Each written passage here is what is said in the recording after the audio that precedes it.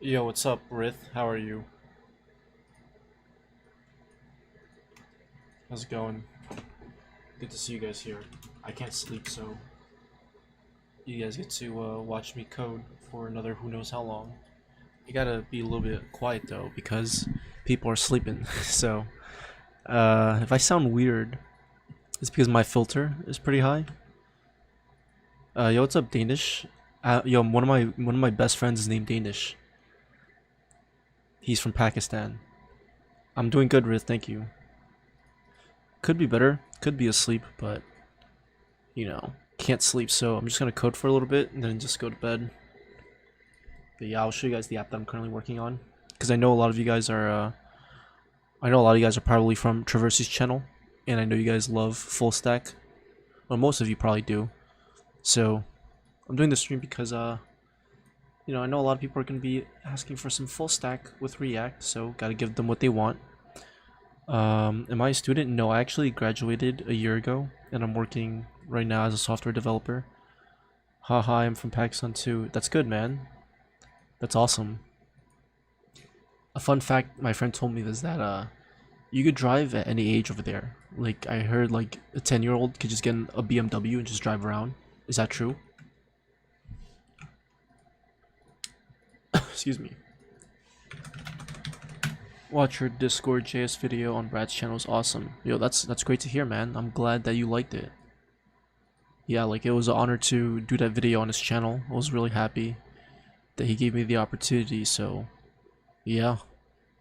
It was freaking awesome. But yeah, this is currently the app right now. Not the best looking app, or it's still work in progress because I literally just started this app like about like 6 hours ago.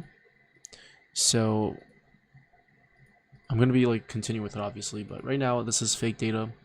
Like this is just mock data that I'm using in the app right now. But I think right now I'm gonna probably work on the backend. So I'm gonna make it so that the user can like log in with their GitHub account. So let me actually do this. I need to recover one of my GitHub accounts real quick so I can test this out. I haven't done this in a while, so let's see.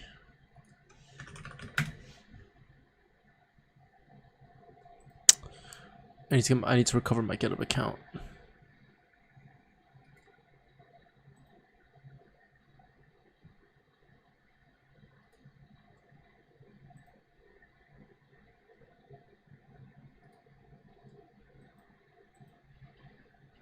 Do I have a GitHub account attached with this email? I'm trying to, because I'm going to be using the Github Api, so. Awesome. I'm from the UK and it's basically 5:37. Yo, that's nice, man. Yeah, it's 12 a.m. here.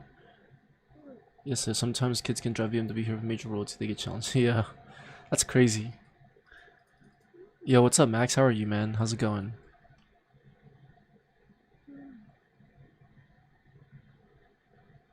I'm trying to get my GitHub account real quick. Give me one sec. Should I just make a new one? I have like 4 accounts right now. Let me see if I can find the other one. Sign up. Let's see. It's 10 a.m. Nice, yeah. I'm doing good. I'm currently working on some React right now. I was doing Flutter a couple days ago for mobile dev, but yeah, we're working on React right now. I'm working on an app that's going to allow people to search for jobs. It's actually going to be awesome. Like I can't wait to actually put this on the web so that people can actually use. I'm actually looking to see if I can finish this tonight. How long do I plan on streaming? Probably until 3 a.m. So like for the next 3 hours, because I gotta get some sleep, and I gotta wake up for work tomorrow. So I'll probably last in like 4 hours of sleep or so. I don't know. And it's an elevator videos and tutorials. Keep up the good work, my man. Yo, thank you, man. I appreciate it. Yeah, I'll be streaming for some time today. I want to get a lot done. Like I finally got the UI done, which is awesome. So right now I just need to make a GitHub account. Or let me see if I could recover my old one. I just don't remember the email that I used, which sucks. So I'll just make a new one, screw it. I have like 50 different accounts anyways.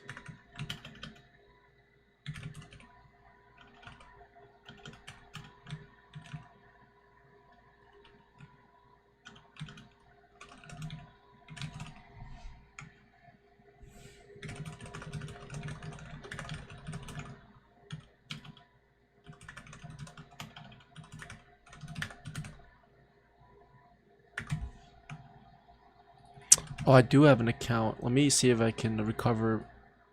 Forgot password. Let's see, what are you guys saying?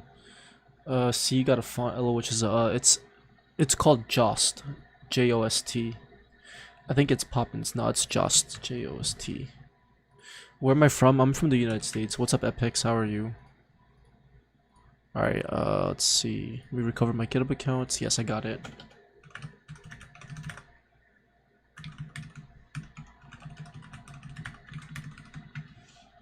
Okay.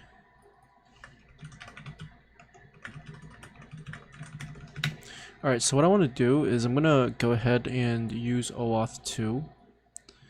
So I'm going to use OAuth 2 to basically log in with GitHub. And because we're going to use GitHub to log in. So when you click on login, there should be a button that says login with GitHub. Though I might make it, like, it doesn't really make much sense to use other social media platforms to log in, because the theme of this app is basically to log in using GitHub. And what it's going to do is it's going to go ahead and take your GitHub README. So for example, if you guys don't know, you guys can create a repository with the same name as your username. I know some of you guys already know that already, but for those that don't know, you can create a README. And if you click on commit, and if you go to your profile, it'll appear like this. So you can kind of use this like a resume builder type thing. So if you want, you can like list something that looks cool. Like, let me look at this guy's. Did I type it wrong? I think I typed it wrong. I think I typed it wrong. What's his GitHub? I don't even know what his GitHub is. Yo, what's up, boy? How are you? That might be fun, but I have class after 5 minutes. Nah, it's all good. The stream will be up anyway, so I'm trying to find this guy's GitHub.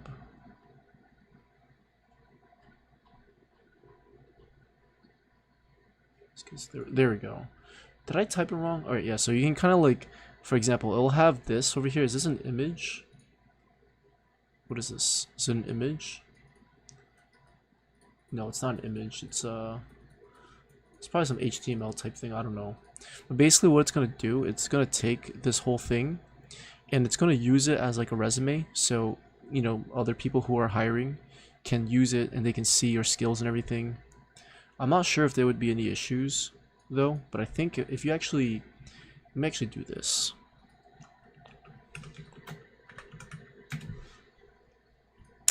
Hold on, let me do something real quick. I need to get this guy's gist, so give me 1 sec.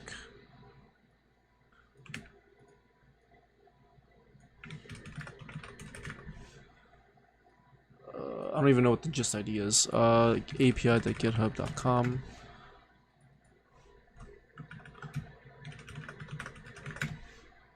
How do I get someone's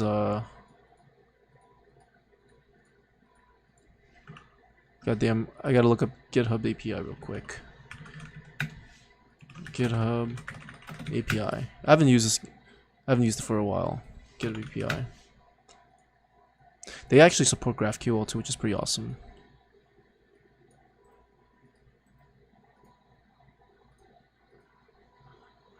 Should totally check out my GitHub. Yeah, I'll take a look at it. I have it on my README. Place one parts in GitHub. Hold on. I'll show you what I want to get. Give me 1 second. A user. So I want to get the user's repositories. There we go.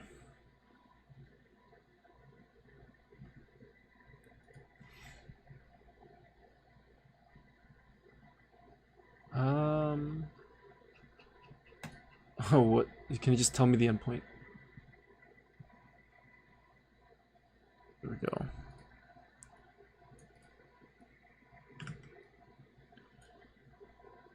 repos.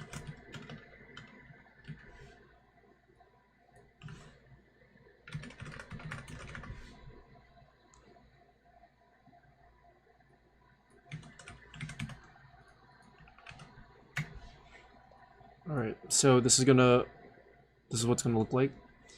And what we want to do is we want to get the there should be a URL that gets you the content of it. I'm just trying to remember.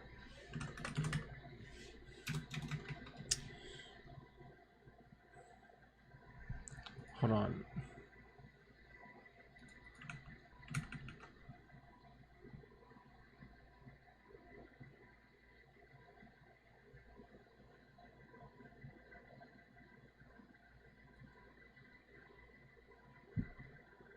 I remember I did this a while ago. I can't remember what it was. I just can't remember what it was. API GitHub user's name repos. Did they update like their thing? Maybe GitHub must have updated their API at some point.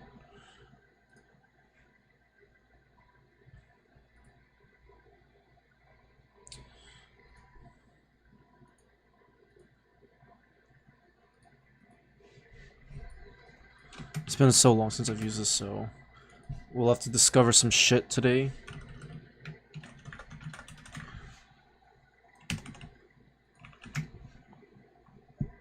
That was wrong. Did I spell it right? I did. Users. Oh, users.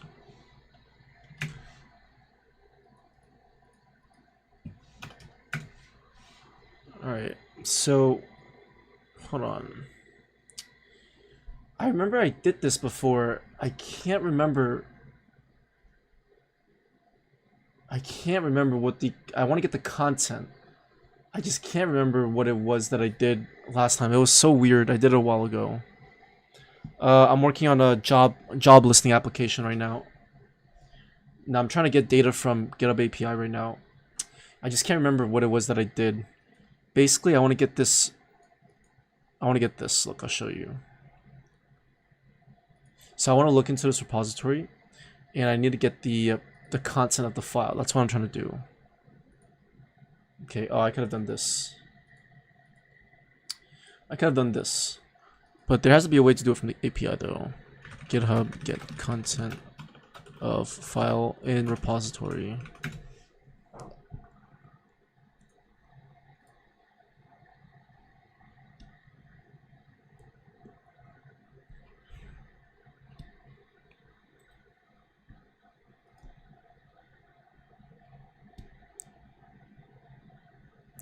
I think I could do this. Ooh, there we go. Get a repository readme. So it's gonna be repos. Let's see. Yo, what's up, Drew? How are you? Alright, have a go on Boeing. Take it easy. Alright, so repos, owner, repo, readme. Let's try that.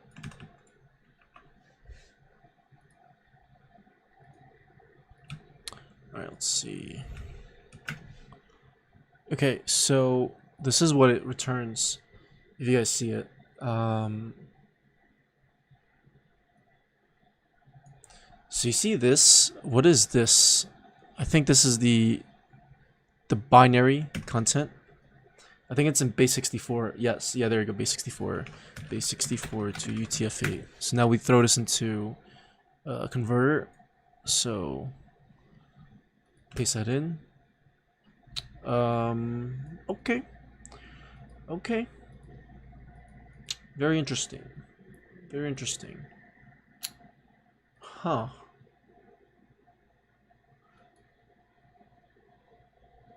What could I convert it to? Maybe I'm converting it to the wrong. Let's see. Base 64 to text. Is that what I need to do? There we go.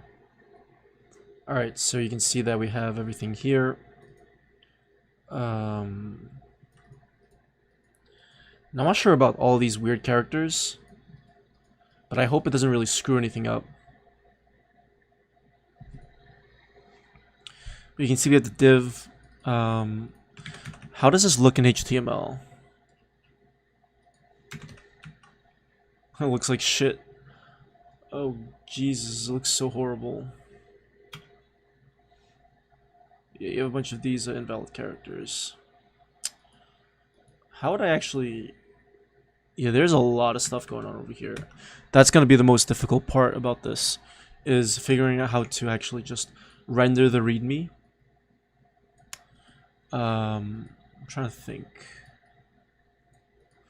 I mean, I could just do this. Why is it doing this? Oh, shit. The linter is throwing an error. Yeah, so this is the problem this is gonna be the problem, is that the problem here is that these things don't have closing tags, which is pretty stupid. Well, actually, I think it does actually. You have an A tag right over here, and you have this image. For some reason, it doesn't interpret it that way though. So it's gonna be annoying having to write a custom parser for this, but yeah, I can see why it'd be annoying. So there's probably no way that we can use the README directly, because I can't just, you know, decode it. I'm trying to think if there's a better way to do this. Is there a way I can maybe display a README? Let me see.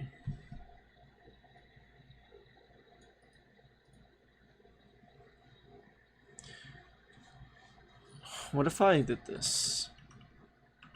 Is there a way I could somehow... Huh, let me try this, let me try this. Let me put this inside template string. Oh my god. Alright, let's see if this will work.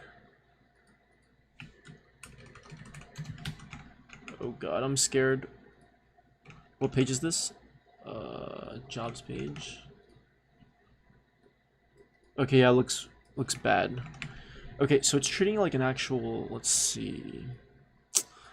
That's not what I want. I think I'm on the right track. Let me see. Inject HTML React.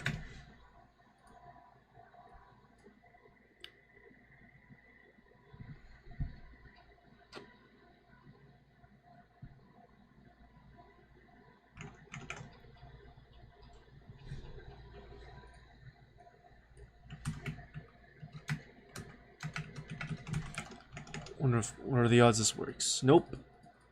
I want to inject an HTML string.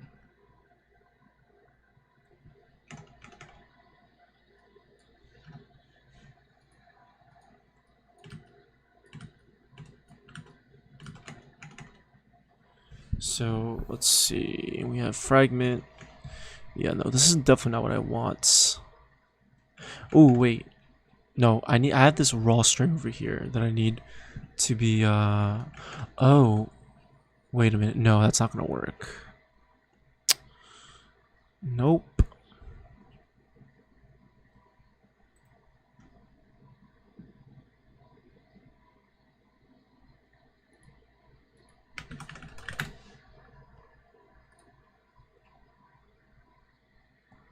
I'm not sure how this will work though. There has to be a way. There has to be a way.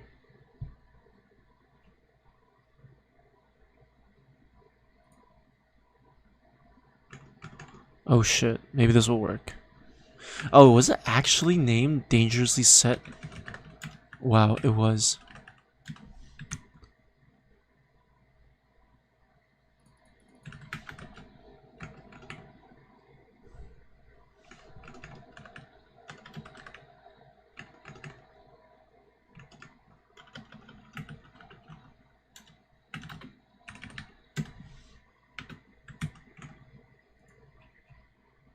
Alright, there we go.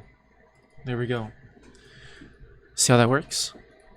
Okay, so this is very dangerous because let's say for example, if said user went on their GitHub account,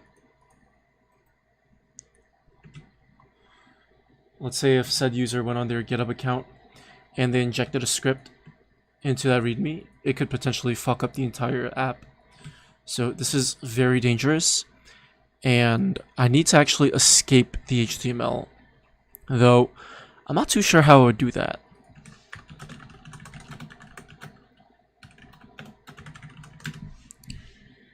Let's see. Yo, what's up, Sheila K? Welcome back. Adzify. Yo, what's up? How are you? Thank you, man. Thank you for checking it out.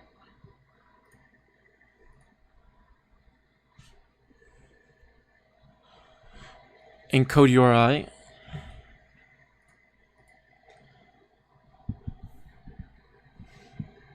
My brother is learning how to use Flutter for an app for Scholar or something. That's good. Guess where I learned what Flutter was. I'm glad, man. That's awesome. That's freaking awesome.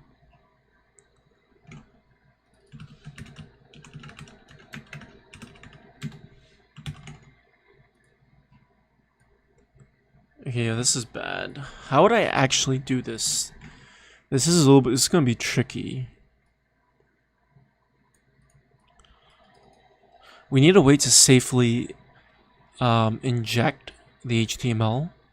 I mean, we could use like a library to get rid of all scripts so they won't execute. It wouldn't be hard. Like, all we'd have to do is, like, for example, look, if let's say if they had like a script tag in here, if they had something like this, all we'd literally need to do is just search for script, and that's it, and we just remove it. So we do something like replace script with that, like that. See? And we'd also do the same for. Let me use a regular expression. Can I use a regex? I can. Can I write a more complex regular expression for this? I'm trying to follow a Python thing. Do you know how to run Python? Yeah, just type Python. You just type Python, and then the name of the file, like that. It's very simple.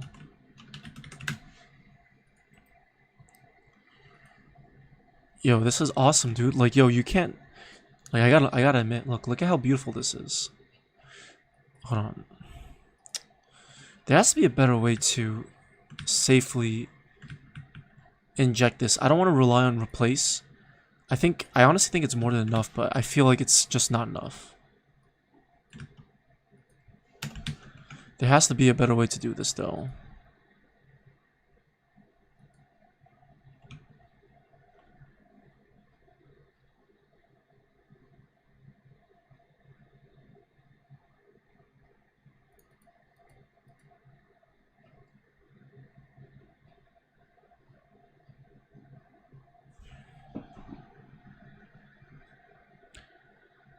I'm trying to think what would be the best way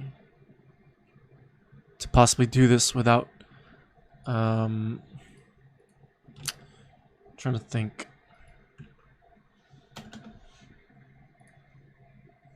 Because this is definitely not gonna work. Well, it will, but how would I actually let me do this. Let me comp this out.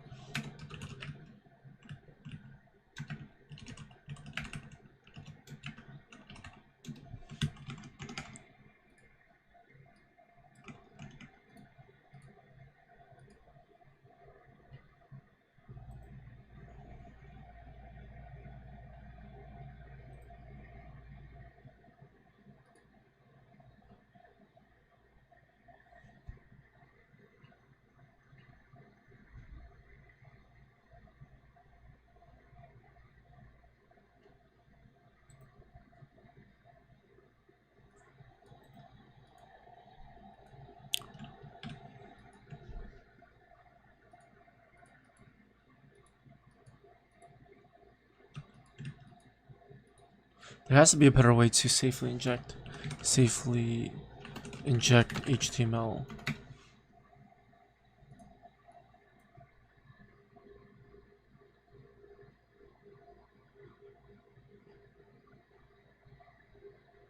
I mean, we could also just use, let's see, DOM purify.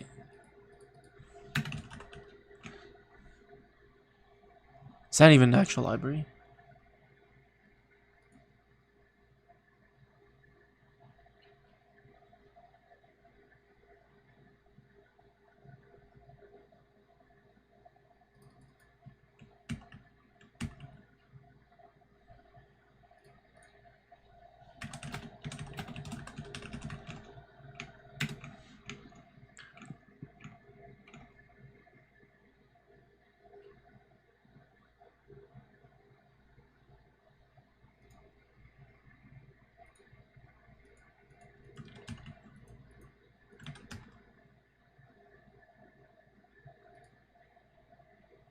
There we go. Yep, there we go. Looks good. Looks really good. It looks a little bit different than, let's go back here. I think we can use this. Yeah, that's fine. That's perfect. I love it. Okay. How do we use this? So we need to import this.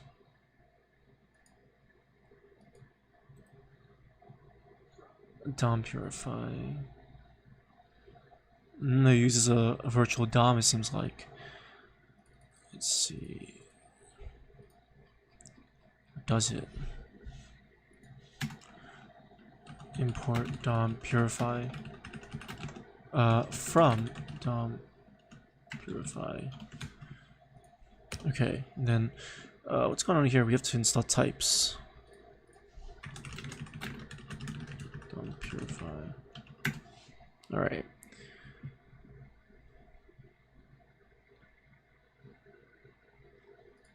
Okay, there we go. So now I can do this.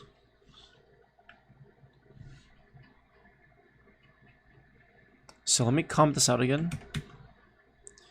And what I'll do is right over here, I'll just console log DOM purify. What is it again? What is the function?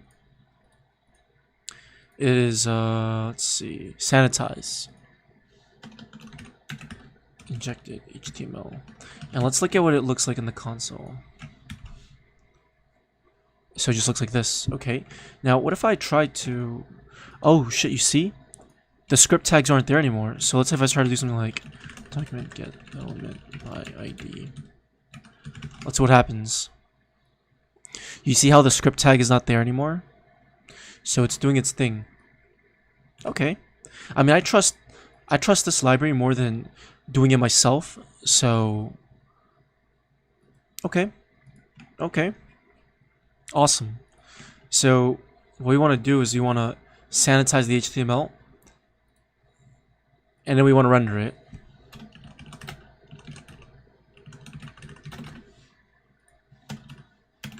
Okay. So now if I go over here, let me uncomment this out. Alright, there we go. Okay, it still works just fine. Alright, so obviously we're not going to display this here. We're going to display it on a different page. But I just wanted to show you guys what it looks like. It's 10:30 a.m. in India, yeah. I mean, I'm from the United States, so...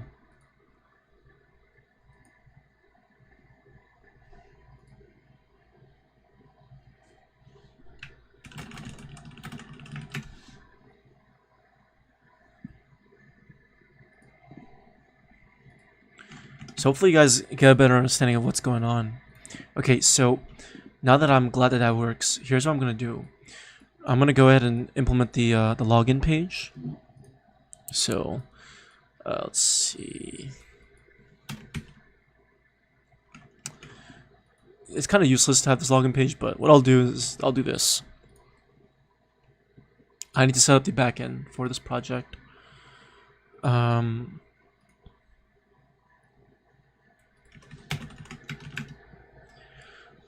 Let me do this. Do this. Close this out.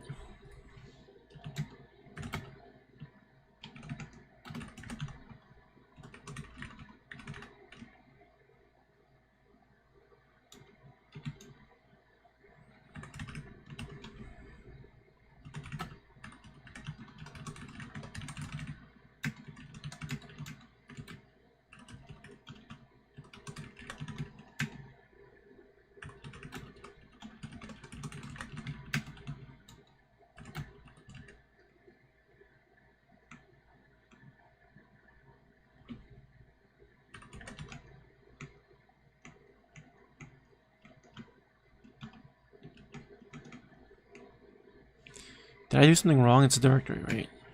Alright. Wait, what did I just do? Oh shit.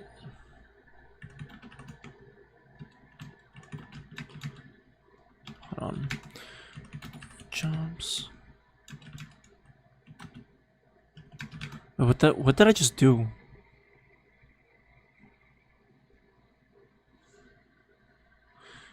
I'm so confused right now.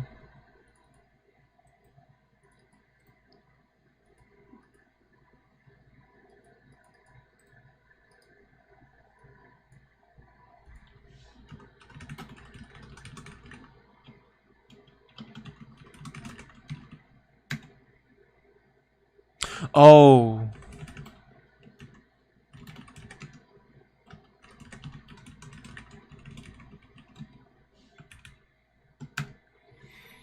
Alright, I'm just gonna use my Explorer to do this. So I'm gonna move. Alright, there we go. There we go. That's much better.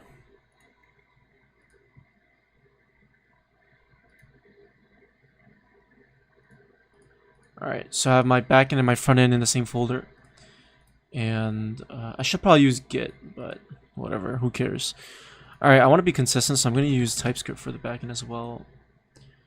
Haven't set this up for a while, so a little bit rusty.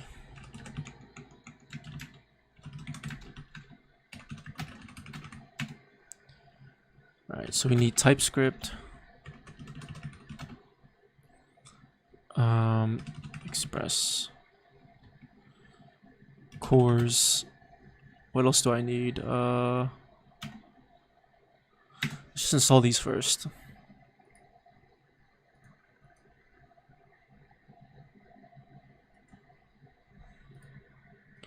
Alright, there we go.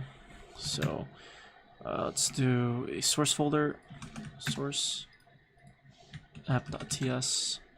We'll also need npmi, need types express, types node, and then types, I think that's it. Type scores, maybe? Okay, there we go. And then I'll also install, I think, do I have TS node? I do have TS node.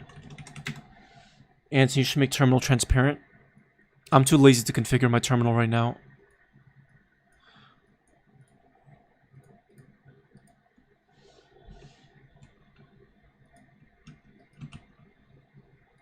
How do I split?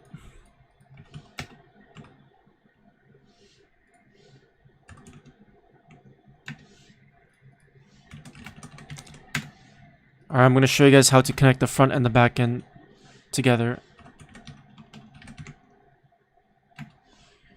Okay, give it a couple of minutes.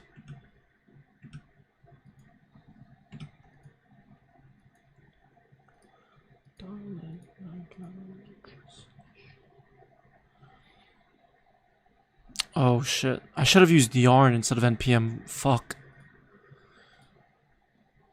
So if you do npm init, it's gonna ask you a bunch of questions. If you do npm init -y, it skips all those questions.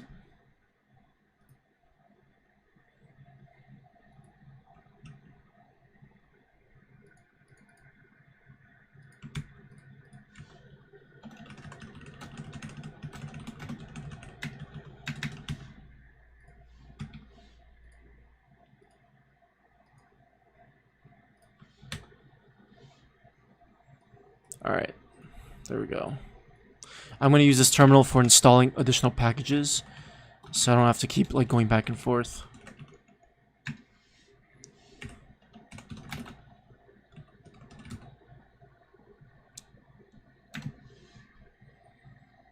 Why do you always zoom in? Well, I mean, so it makes it easier for me to see the text. Also for you guys too.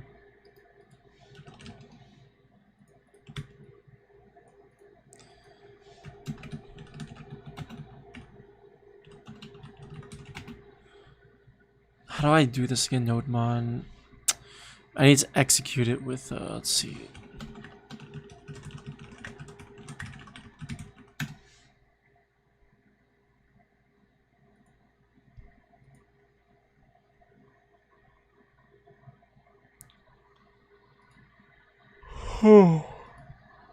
Excuse me.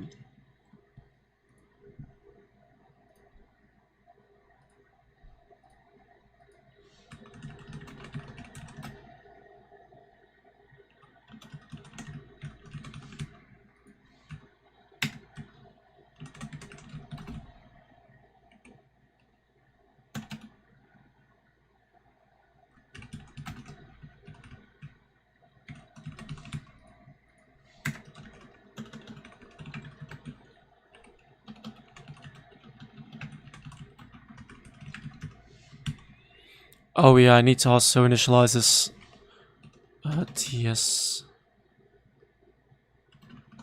inits. There we go.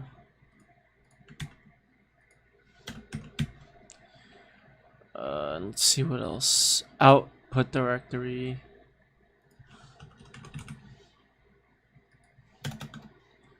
Needs to be this, so it'll be lib. So when I build it, it'll generate a lib folder. And when I start, it should do, let's see, npm1 build and node app. I think that's it.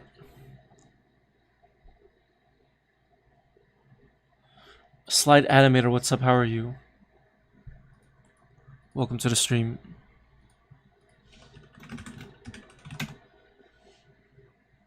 Alright, so it generates the lib folder. Good. Alright. And now if I do npm run start, okay, awesome.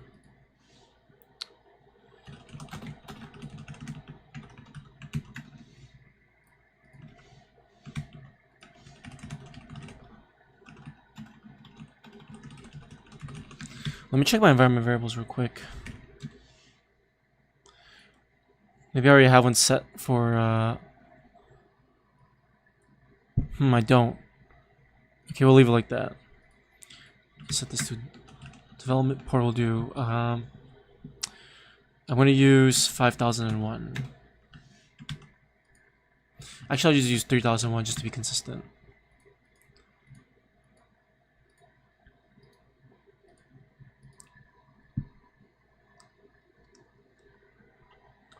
Hayden, welcome back, man. How's it going?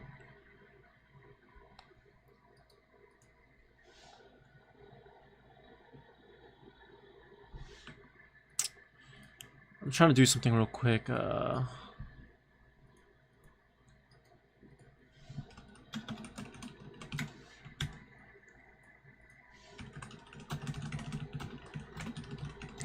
never really done this before, so I want to try to do this.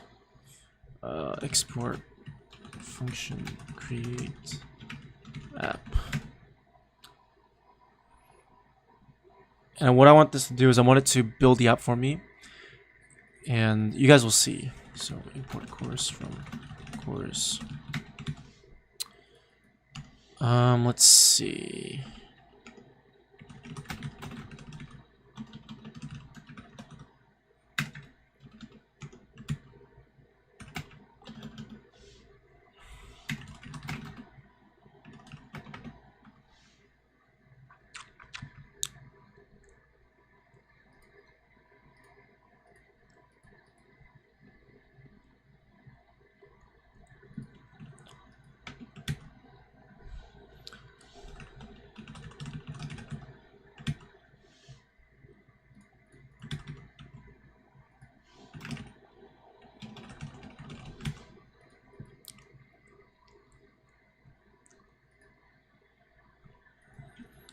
So watch this. I'm going to go ahead and call this function, actually. So here's what I'm going to do. Watch this. Import.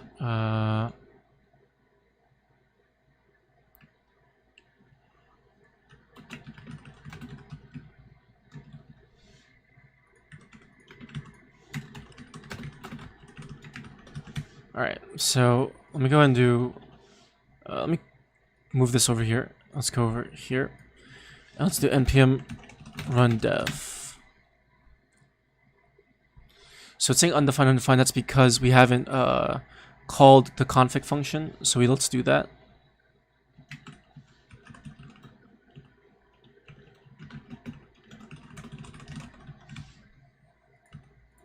So import that. And we're gonna call a config function right here. There we go. We have our environment variables. I can change the port to whatever I want. And you can see it'll be changed down here. Okay. Require, I mean, I'm using ES6, so why would I mix require with import? I mean, I could. It would save me like one line, but it would just feel weird having like random require, even though we're using like ES6 style modules. That's why if I was using like just regular like ES5, then I would definitely use I would definitely stick with Oh, I see. I thought you were being serious. That's why I couldn't tell. It's hard to tell like through text, but yeah. Okay. So what I'm gonna do is, let's see. Okay, so this should return app. I'm not sure what this type is though. It's an express app. It's apparently.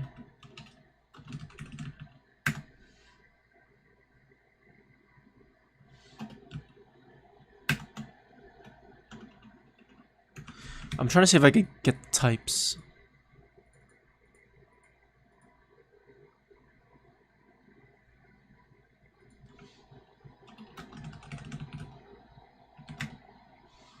Ooh. There we go. I think that's what I wanted. There we go. Yeah, since we're using TypeScript, I want to explicitly type everything. You know what I mean?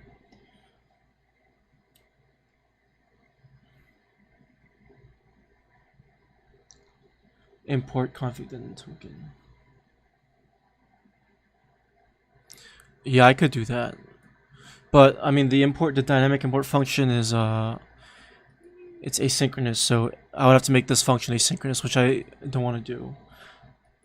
Like, I mean, I could, but you know, I could do this.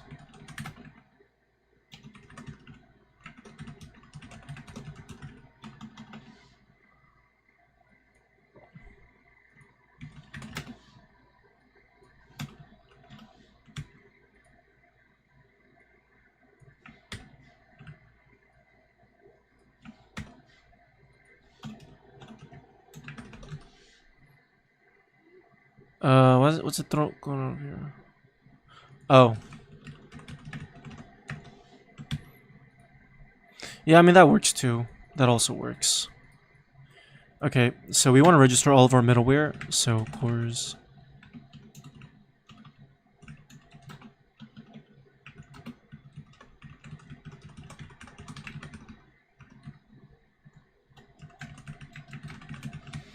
And we're going to register all of our middleware in here. And then we're going to return it here. Normally I do it inside the app.ts file, but I want to do something different.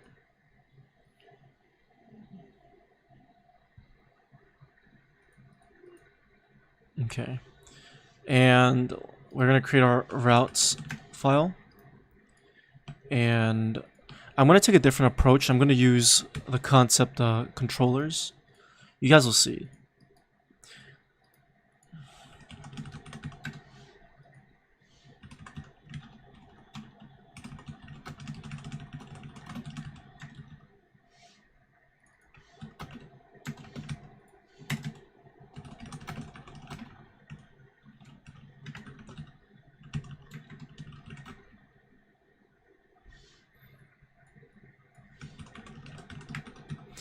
Okay, so what I need this.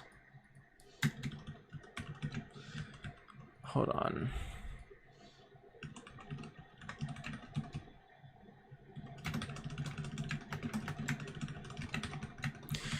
Damn, I really do need Postman though. I gotta install that.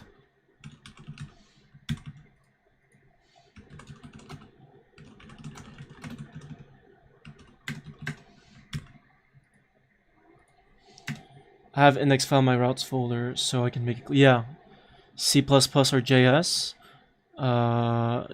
JavaScript. What are you making? I'm building a jobs listing app. So let me actually show you guys, just so I can at least catch your guys' interest. So let me go back to the. Let me go back here. I want to show you guys what I actually accomplished. But right now I'm working on the backend though. But let me just show you guys what I did. So right over here, we'll do this.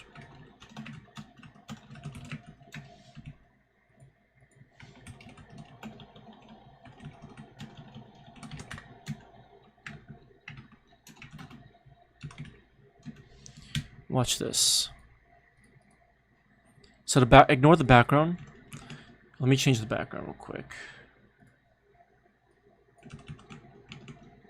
Okay, so all this is coming from GitHub.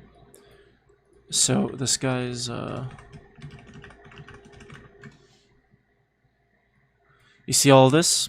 This is all coming from, well, it's going to come from the guy's GitHub. Okay, basically what I'm trying to do is I'm trying to build an app that allows you to log in with GitHub, and it'll display a profile that looks like this. It's going to take your README, and if you don't have a README, it's going to tell you to set up README. And when you do, it's going to appear like exactly the way it should over there. Okay? And people can apply to jobs. This is all fake data right now, but we're going to get it to work with the backend. Ricky, how's it going, man?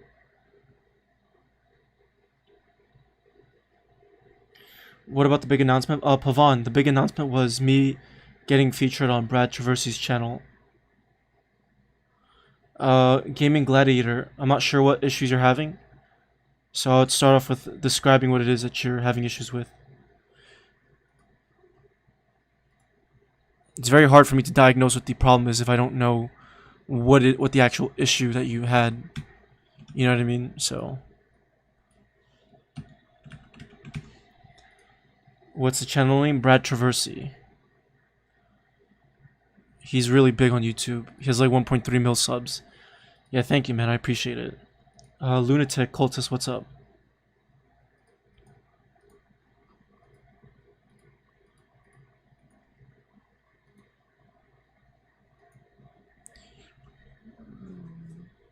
I know where we go. Yeah, Brad's awesome, dude. I love Brad. Huge inspiration. Alright, so we're gonna go back to the app right now. So I'm gonna go ahead and do app.use API.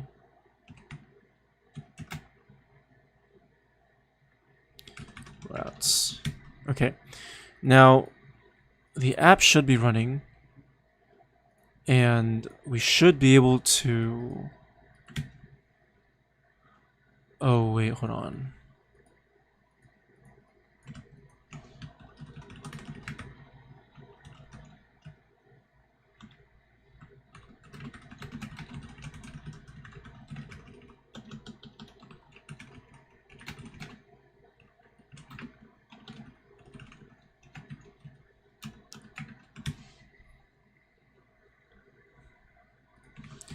Oh yeah, so to fix that repository is empty error, you need to add your files to the GitHub repository first.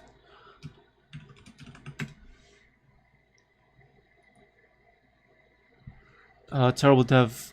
Well, I mean, I'm setting it right now for localhost, but when I deploy it, I don't need to actually set it.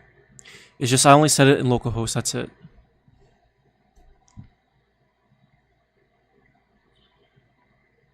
Yeah, Brad is very wholesome. I've actually gotten a chance to exchange emails with him, and in those emails, you know, he was really a nice guy. Yo, what's up, Jacob? How are you? Ricky, I love your videos, man. Thank you, man. I appreciate it. Thank you. Why are you using /API/v1? Well, I mean, it's a common thing that people do. You don't have to, but I like doing it. I could just do API if I want to. Doesn't really matter. Now, I'm probably going to end up just using GraphQL if I'm being honest with you, because I really don't like REST APIs. So,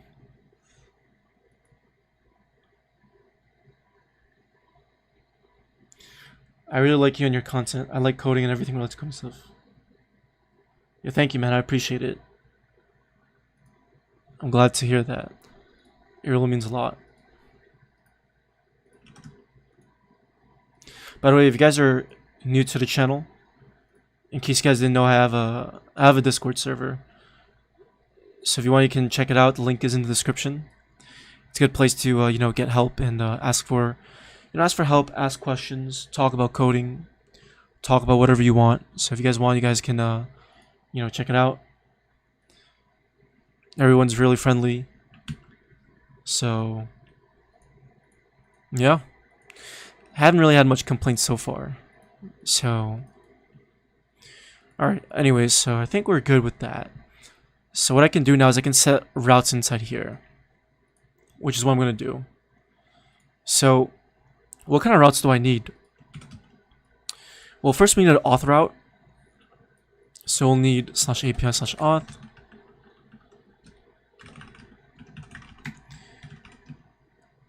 I'll actually call it OAuth2 instead.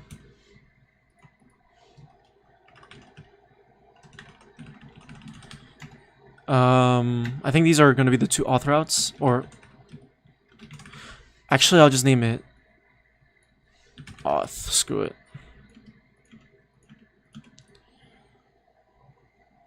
Duck is good mod. He is.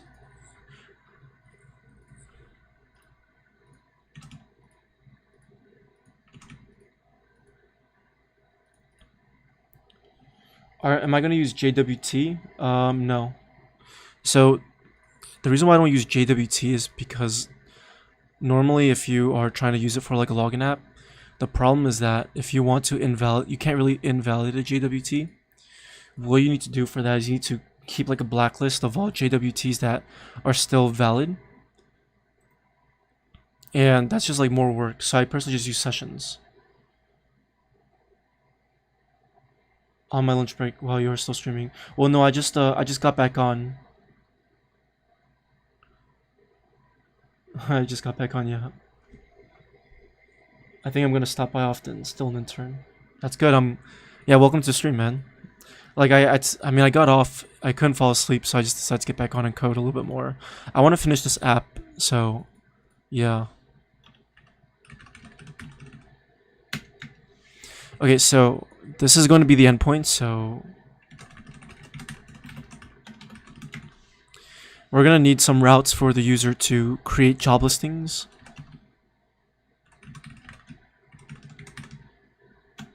We'll do jobs create. So this is going to be a post. We'll do a put API jobs. Job ID update. Delete API jobs. Job ID deletes.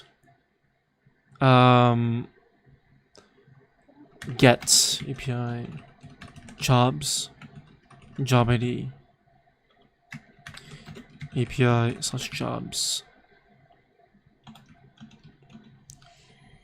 You should label it. Yeah, why not API jobs new?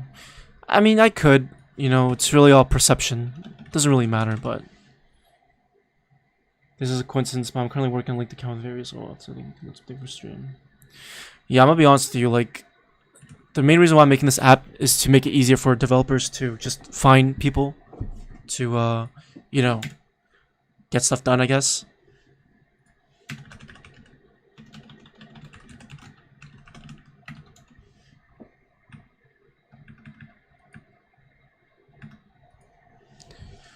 I should probably use something like Swagger to document my APIs, because this is pretty bad.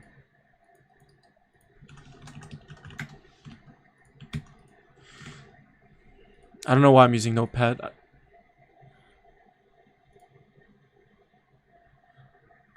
Yeah, that's true.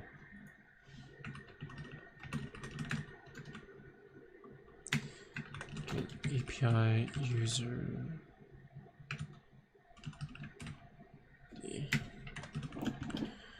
Let's see. All right. So we have our jobs route. So now we'll need, let's see. I'm gonna have a sub route.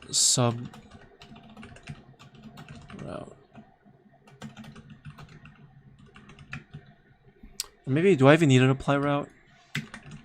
Oh, applications. Applications route. So this route is going to take care of applying to jobs. So first we can get an application. Do I need to get an application? Probably not. Because it'll just say whether or not you applied or not. Feather.js. Feather is for, yeah, Feather.js is a framework that is used for building real-time apps. What coding did you start with in the first? Well, the first language I used was Java, and then I will use it for university. So I was just using that, I guess. So if we want to make an application, I guess we can do like a post.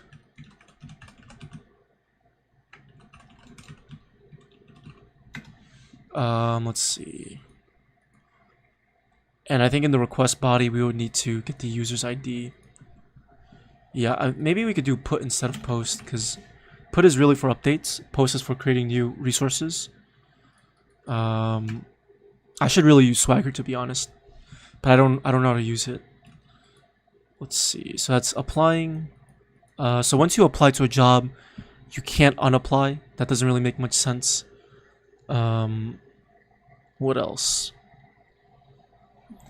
From which age did you start Java? Did I use BlueJ? Never used BlueJ. I mean, I started coding when I was 18, 19. Yeah, Swagger's nice. It's used for documenting your APIs. So I would recommend it. Alright, so what else can we do with a job application? We can apply. What else? What else do you guys think I should do? I think that's really it, right?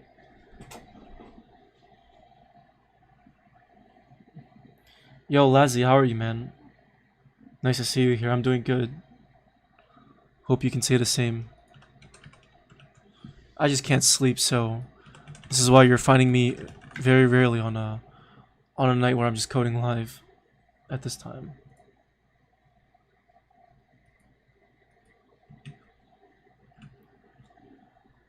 But yeah, I think this is really it for the applications route. I'm not sure. There's nothing really robust that we need to do, so I'll leave it like this for now. What time is it? It's 1:30 a.m. for me right now. I'm gonna get off at like 3 and then go to sleep, and I'll get up at like, I'll probably have to survive on like 5 hours sleep, or 4 or 6, I don't even know. I just gotta get up at like 8:45 so I can get to work. But I'll be streaming it tomorrow at 5:30. Yeah. Alright, I think we're good with our API. I think this is all we really need for now. What I'm more interested in is designing the documentation. Now, do you guys care about how everything is going to work? Because I can kind of draw out a diagram of how everything is going to work. Do you want me to show you guys how everything is going to work? I guess I should, right? Let me show you something real quick. This is actually a lot of fun. I really enjoy doing this. I really enjoy doing this a lot. So this is known as system design. Can I hide this? Oh god, I can't even hide this. So this is known as system design, and basically I was actually designing this for my application for CodeRing, and originally the application was an Angular app, and it only had like an Angular app, and it had an Express API, and then it had the MongoDB database. But I was gonna scale the app a little bit. So what I was gonna do is I was gonna set up a more robust system, like adding like a cache, adding like a microservice to make it easier. I should probably do that with this app though, because the reason why you want to do microservices instead of having everything in one file or one project is because it makes it easier to deploy. For example, let me give you guys a good example. So if I go back to the README, so you guys see how we have many different APIs, right? We have, or not APIs, routes. This is all in one app, right? But what if, like, let's say for example, if I made one minor change in the jobs route, I have to redeploy the entire application, which is very annoying.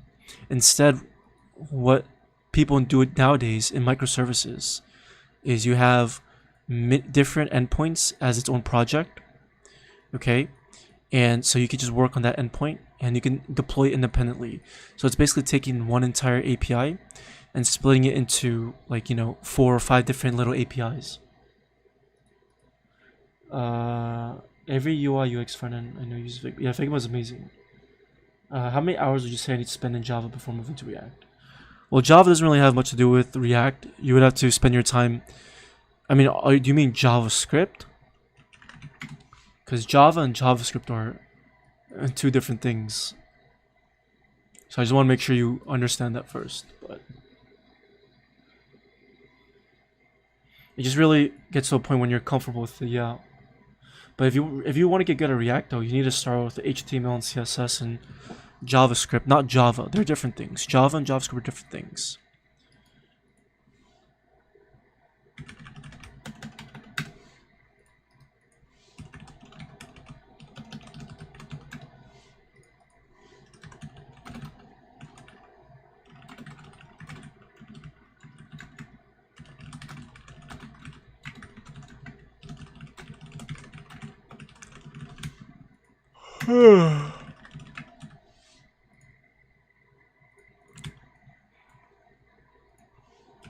Alright, so I'll set up the auth route real quick. So we're gonna have one for GitHub login. And I'm gonna do a MVC type. So what I'm gonna do is I'm gonna create a controllers folder. And what I'll do is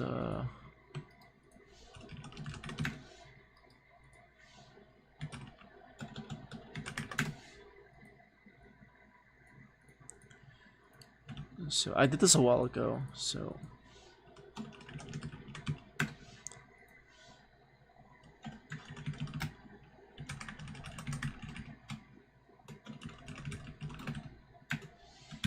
maybe you can use OOP concept. You could.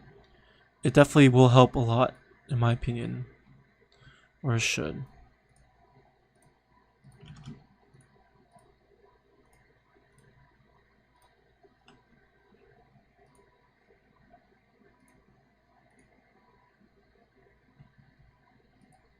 Okay. Here's what I'm gonna do.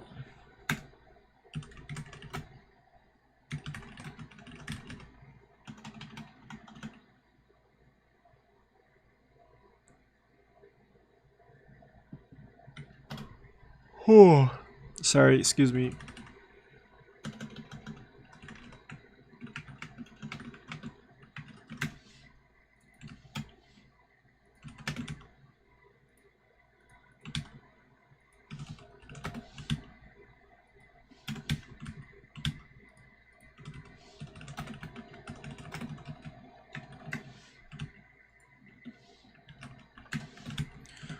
Alright, so what I can do now is I can actually import auth controller.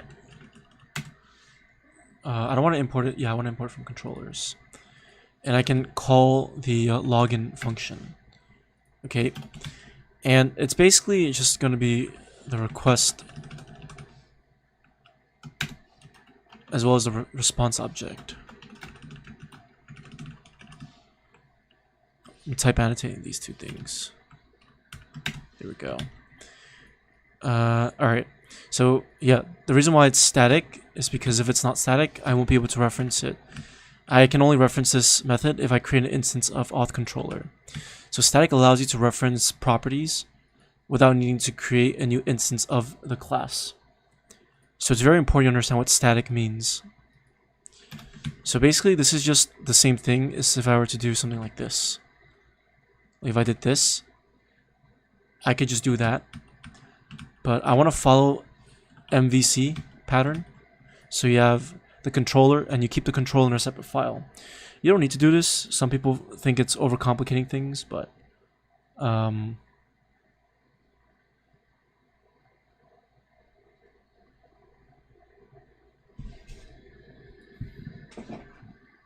yeah. Anyways, so we're gonna have this auth control.login route, and this is gonna basically take care of authentic. Well, they actually don't even need this, to be honest. We mainly just need the auth GitHub login redirect handle. So I'm actually just gonna rename this to redirect. There we go. And so once the user has been redirected, it should send back a 200 response. So we'll do that. And so watch this. I'm gonna go over to. Oh, first I need to register my route. So let me get rid of this. And let's see.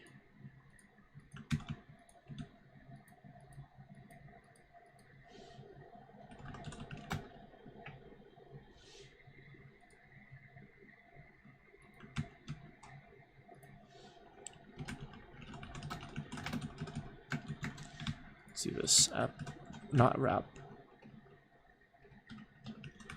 Better use. And then we're gonna register the auth route with this router, or not router. Sorry, auth route. Just like that. Okay. So now I can go to auth, GitHub, login, redirect. Did I do it correctly? Let's see.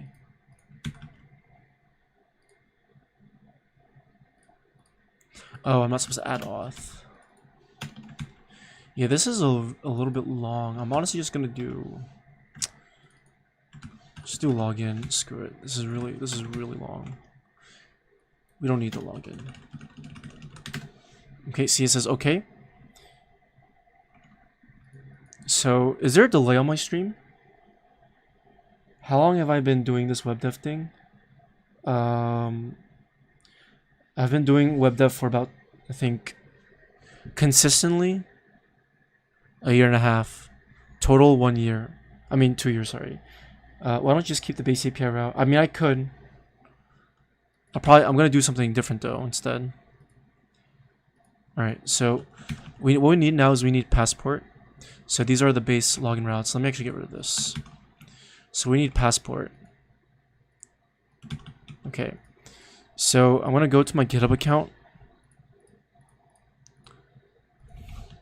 And I can't show this to you guys because it should be kept private. But you want to create a new application.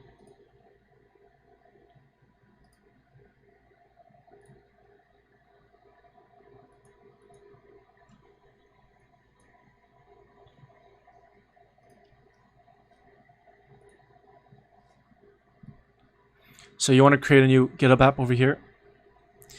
And this is going to allow you to basically allow users to log in with GitHub Auth 2.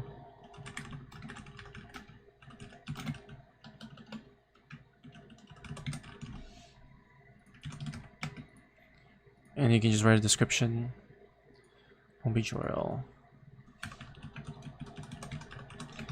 Now, the thing that sucks about GitHub apps is you can't add more than one callback URL. So I'm gonna have to create a dev app and then I have to create a production app. GitHub, yes, it does. Oh, it does have OAuth too. So we need this route over here. Yes. So it's, and we can also use webhooks too. Webhooks are pretty amazing, but I don't think I'm going to be using webhooks for this app though.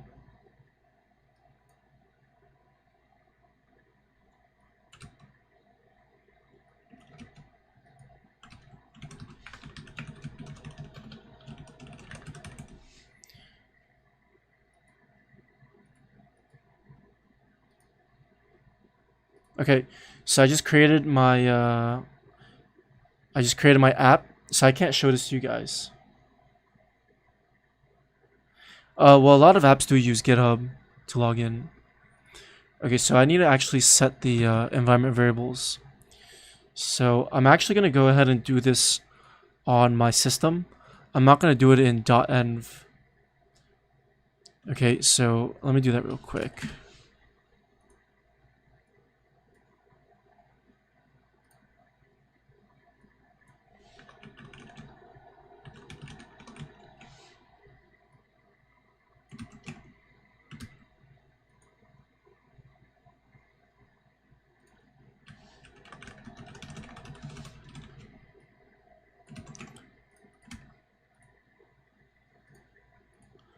Alright, now to verify, let's see.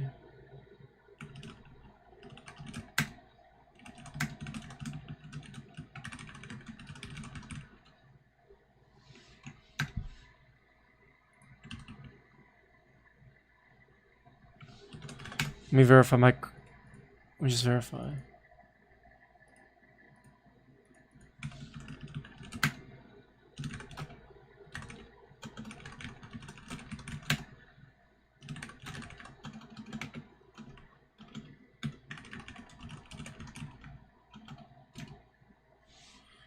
I don't know why. Hold on, let me reset my terminal real quick.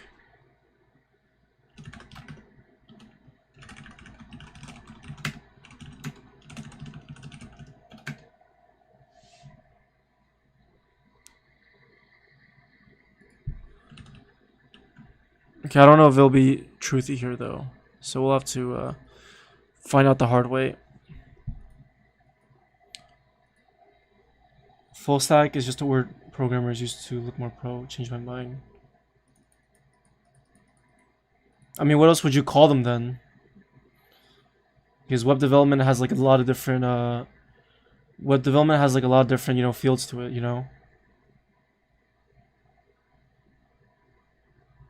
Like web dev isn't just, you know, there's a lot of different branches to it. Like I mean mobile app dev is starting to become like a subset of web dev because of the cross-platform apps. Currently I'm working to get comfortable with merge stack, love it. Awesome, dude. Hey man, just slept, but we'll freshen up, then I'll join the stream. Alright, awesome man. Yeah, I'll be here for another hour or so. WebAssembly? Not yet. You guys should learn React. If you guys want to learn React, I have a playlist. I have a playlist for React, so feel free to check it out. It's on my channel. I'm probably gonna do another React video, like you know, probably like a crash course. I don't know.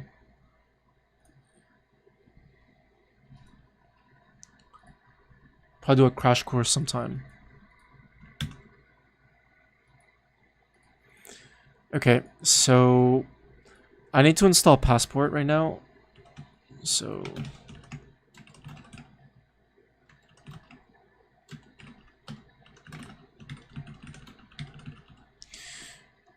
now let's see, Passport, GitHub.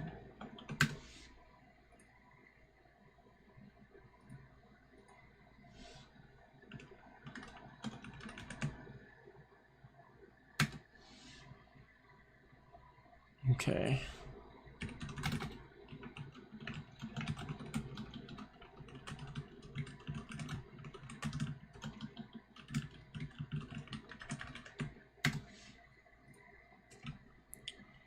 People should just learn bare bones of React.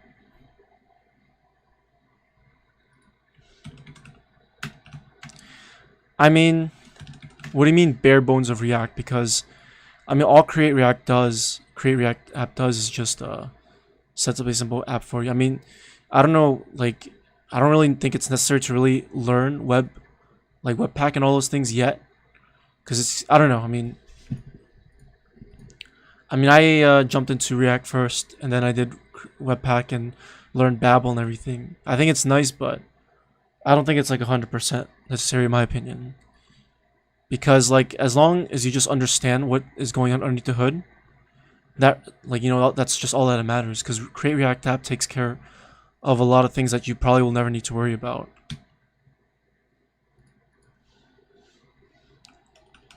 CRA Create React App is just a it's just an abbreviation.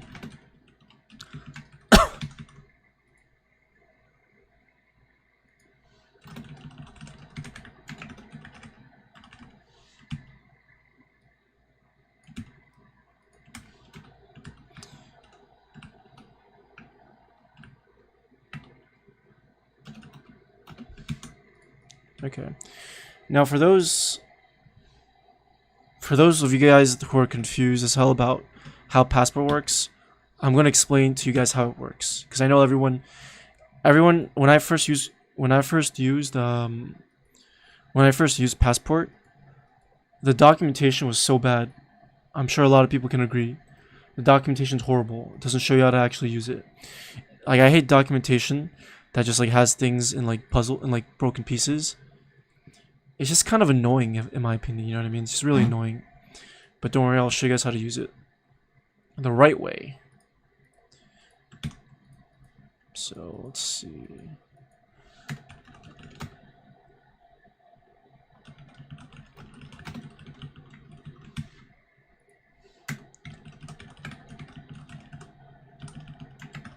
Oh yeah, we need to install sessions too.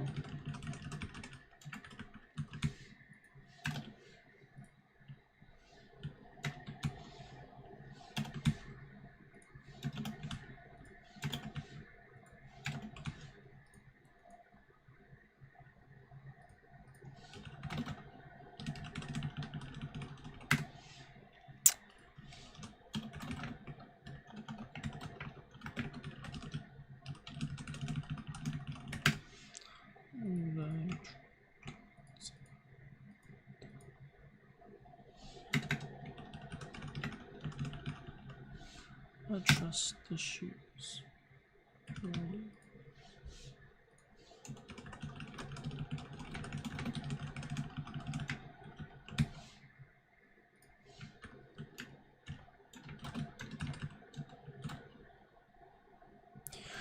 For the cookie, I'll probably set it to, let's see, 1 minute times, that's 1 hour. I'll do 1 hour.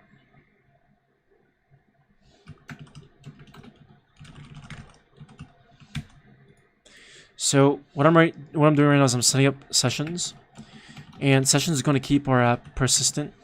So if the user revisits the application, they'll still be logged in, or any data they're currently using in their session, they'll still be saved there.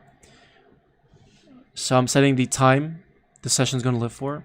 I might end up just using Redis later, but for now I'll just use MongoDB.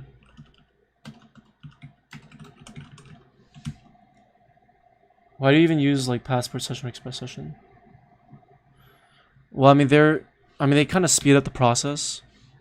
I mean I could do it myself, but like if I want like faster development, I would just, you know, use it. I mean I have a pretty solid understanding of how it works underneath the hood, so like, I just don't see a point to just rewrite it myself every single time. I mean I could, but I mean I'll probably just at some point write my own library. Can you explain function.bind? Sure. So when you bind a function, what it's basically doing is you're basically creating a bounded function that can be used for later on. And what it also does is it changes the invocation context of it. So let's say, for example, if I have app.use, right? I can do something like const call this function later. It was app.bind. And what I can do is I can call .bind and I can pass a new invocation context. And what that means is it will change the this object. So for example, I can set it to null, and I can also pass my own arguments in there.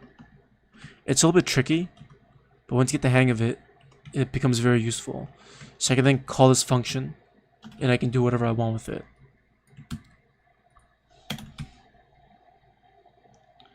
Dude, really inspiring to see you code overnight, but please take your health by sleeping for a while.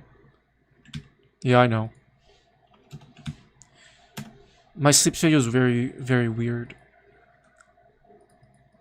I think, I think for the past month I was able to sleep from 4 a.m. all the way until, I mean not 4 a.m., from 9 p.m. all the way until 4 a.m. consistently every single day. And I think like last week I kind of messed up the sleep schedule, but I don't purposely do it though. It does it because I just get really I just have a lot of energy in me, you know, like I just have a lot of enthusiasm, lots of ambition. It's just like my mind just can't stop thinking about working. Sometimes it's good, sometimes it's bad. And obviously you should always take care of your health first. Like I would never advise anyone to do what I'm doing. You know, staying up all night code. I'm only doing it because, you know, if I just lay in bed right now, I know I'm not going to get anything achieved. So I might as well just do this and then fall asleep later.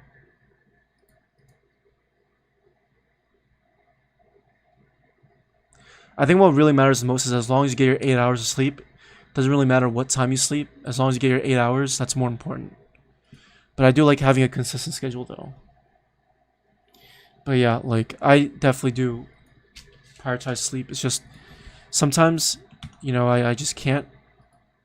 And it's really, you know, I mean, look, I'm still in the process, right? Like, I actually really quite understand my body really well, and I kind of know all the things that really affect my sleep schedule. Like, for example, about like a month ago, there was this one day where I just played Minecraft all day, and I didn't accomplish anything. Like I just wasted my whole day. Like to me, I felt like I wasted like my whole day just doing nothing. Like I could have been coding, I could have been, working out, I could have been doing something productive, right? And so when I went to bed, the first thing that I thought to myself was, what am I gonna code tomorrow? And like, it just started off with like a small thought, and then just, kept going. And needless to say, I just couldn't fall asleep at night because I was just nonstop thinking about, code, code, code, code, code. I was thinking about work. And had I actually not played Minecraft and had I actually coded, I probably would have been able to, fall asleep that day, because I've noticed that whenever I do productive things throughout my day, I get this sense of accomplishment. And then by the time it's like 6 p.m., I'm burnt out, I'm tired, and by the time I fall asleep, I'm done. Like I don't think about code. I just fall asleep and I wake up at 4 and I do it all over again. But now you're probably wondering what went wrong this time. Right? What went wrong? I had a whole month where I was super consistent with my sleep schedule. What exactly went wrong? Well, I'll tell you what went wrong. It was the act of burning out that really just fucked me over. So what happened was, I think it was like last week. I was just like constantly just thinking about making videos, and I was just constantly thinking about what it is I want to do next. Like what projects I want to work on, and I don't know. It just felt weird, and I just couldn't stop thinking about it for some reason. I don't know why. I know I was burnt out. I was really burnt out because I was, just doing so much all at once. Like every day was just something new that was happening. And I mean, I guess I kind of just overworked myself. Like I was just, making so many videos a day. I was constantly making videos. I was constantly coding. I was always live streaming. And I didn't really take breaks. I mean, the only thing that I would do is I would go outside for a walk. And I would go out for a walk for like an hour or so, just to get my mind away from coding and stuff. But yeah, it's like, obviously when you sit by your computer for a very long time, it really takes a toll on you. And I think I was just really burnt out, and I was just sick and tired of having to, just do anything with code. I was actually really tired of just making videos, to be honest with you. I was actually just tired. But it's very weird because the next day I wake up and I'm just, I just want to make a video again. Like, I just forget about everything about being burnt out. It's like I'm back on track. It's almost as if I just get burnt out for like one day, and then I'm just able to just get back on track. So it's kind of like I don't know. I think it's a good thing, but I think what it is, when my sleep schedule gets messed up, I think it's a sign that I think it's a sign that I need to take a break. Because I've noticed that one of the reasons why that I wake up at 4, like I still get my good amount of hours of sleep. One of the reasons why I wake up at 4 is so that I can upload videos and do productive things from 4 to 9, right before work. And so it actually has been working out for me. But I think it gets to a point where you realize that you need to take a break. And I think the sleep schedule getting messed up really does make me realize that I need to take a break. I don't know why, but I've noticed that that's what it does. So I've come to realize that maybe right now, I was actually up all night. I think it was 2 days ago, and it was an attempt to fix my sleep schedule, and I just couldn't fall asleep today. So that's why I'm on now. That's why I'm still gonna get at least 6 hours of sleep. Like I'm gonna get off at 3, and I'm gonna sleep until 9, and I'm gonna try to sleep a little bit earlier tomorrow night. So probably sleep at maybe 2 and then 1, and then just slowly fix it back again. I hate it. I hate staying up all night. Don't get me wrong, I hate it. It's horrible. But I mean, I don't know. I don't want to take sleep. I don't want to take medication. I don't want to take sleeping pills. I don't want to take melatonin. So, I mean, I probably would take melatonin in situations like this, but maybe here and there. So, yeah, I'm gonna get off in an hour. So.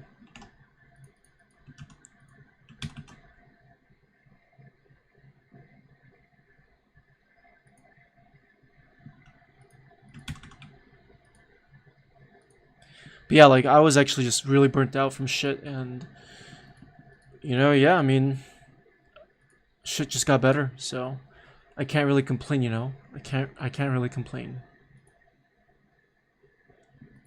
I can't really complain. I'm still streaming. Well, I mean, I got off at like 8, and I just started streaming like about an hour ago. So yeah.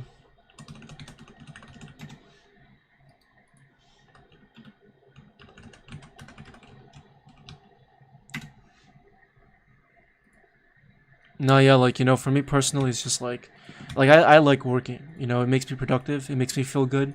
Whenever I do something, you know, that makes me feel accomplished, I feel good about it. So I think that's what really motivates me a lot. I have like a lot of ambition, and obviously, but of course, I always know in the back of my head that my sleep is always gonna come first. But I don't know. It's just really annoying that I just can't. I just can't get it consistently for like, if there's one thing that I could have in life, like I would give up like all the money that I have to have a permanent consistent sleep schedule. Like, if I could just, for the rest of my life, just wake up every day at 4 a.m. and sleep at 9 consistently, I would pay a fuck ton of money for that if I could. With no side effects, nothing. But I don't know. Maybe I just need to. Maybe you know what it is. Maybe I'm gonna learn how to. Maybe I'm gonna learn how to better relax myself when I'm like laying down at night. Because I know sometimes it's like some people have to like force themselves and try really hard to relax. Because as dumb as it sounds, right? It's actually very hard to relax. Not everyone can do that. It's actually very hard to just tone down and relax. Not everyone can do it. Not everyone can do it. I think it's an art. If you can do that, you're pretty much set. So I think maybe there are probably things that I could do to fix it. So I'll probably have to. Maybe I'll work on that. Maybe I'll watch some videos. Maybe I'll become better at meditation. Who knows? But yeah, I mean, I'm still young right now. But just because I'm young doesn't mean I should just treat my body like a piece of shit. You know what I mean? The most important thing that people should understand is that you don't know what you have until you lose it. And health is probably like the most important thing out there that people don't cherish. Everyone does stupid shit, like getting freaking drunk all the time, doing like, hardcore drugs. I'm not judging people for doing that, but I'm just saying that they don't understand the side effects and what it does to their body. And, I understand that some people, they just can't help it because they get on that addiction and they need help. You know what I mean? Some people just need help. So maybe someday, if I ever become a millionaire, billionaire, or whatever, I'll maybe find maybe I'll start a company that can help people like that. Maybe I could do that right now. You don't need to be a millionaire to do that. But you never know.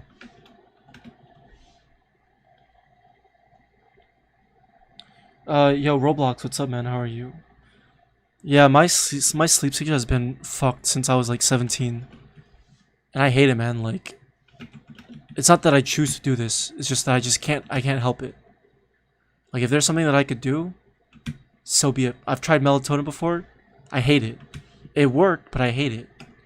I don't know. Maybe I just need to maybe I need to fix my lifestyle. Maybe I need to fix some things. No one's perfect. We learn things the hard way. So, yeah, I don't know. I don't know.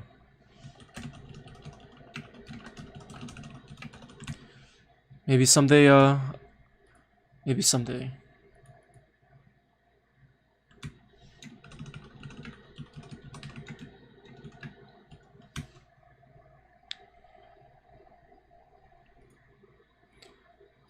I mean, I'm just glad. What the fuck? fuck's going on here? The one thing that I'll never do is I'll never ever take melatonin. I mean, not melatonin. Take sleeping pills. I would never want to take sleeping pills. Again, not judging people who do, because there are people who probably have it way worse than I do. But for me personally, I would never want to do that. Fuck, dude.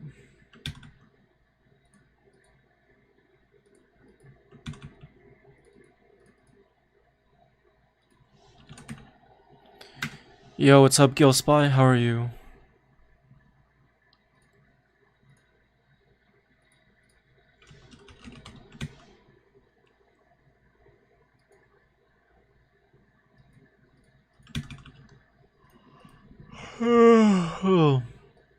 But yeah, like,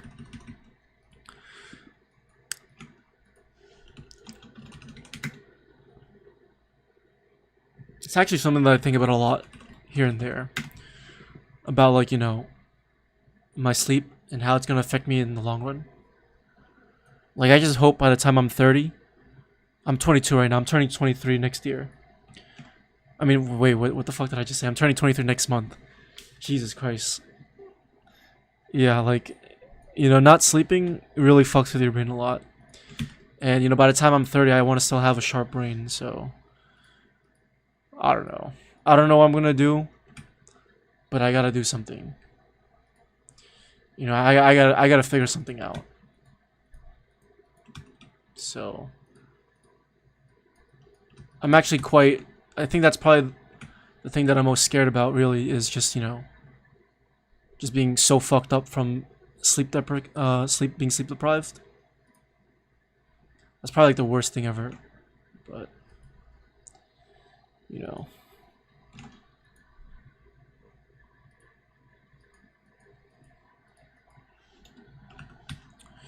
Alright, I'm pretty happy. So you can see that, okay, so you see how it says hello world? So it's actually hitting this part. Now, I can't show this next part in case it shows sensitive data. But I'm going to console log profile. Now watch this.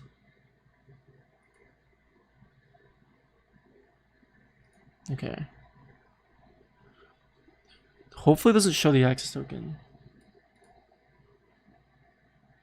Not sleeping, yeah. I mean, for me personally, it mostly affects just, like, my fucking brain.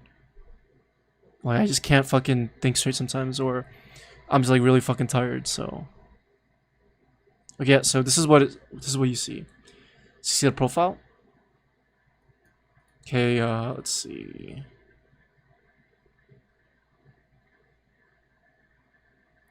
Perfect. Awesome. Okay.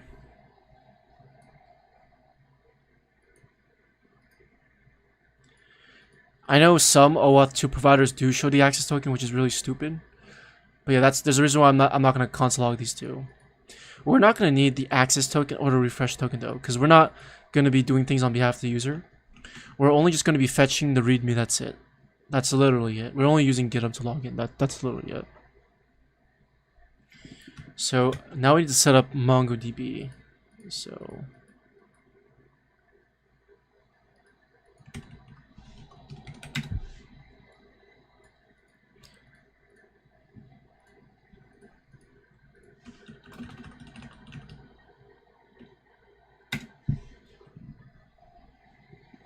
should I use TypeORM instead? I've never used it. I wonder how much better it is. Does TypeORM work with MongoDB? Oh no, it doesn't. Oh, it does.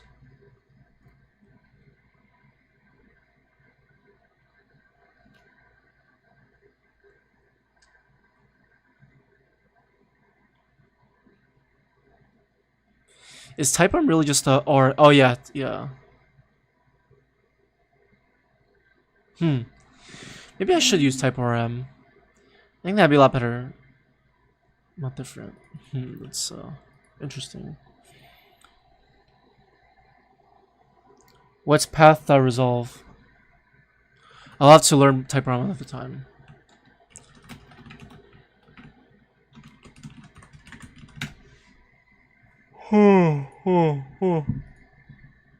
Excuse me.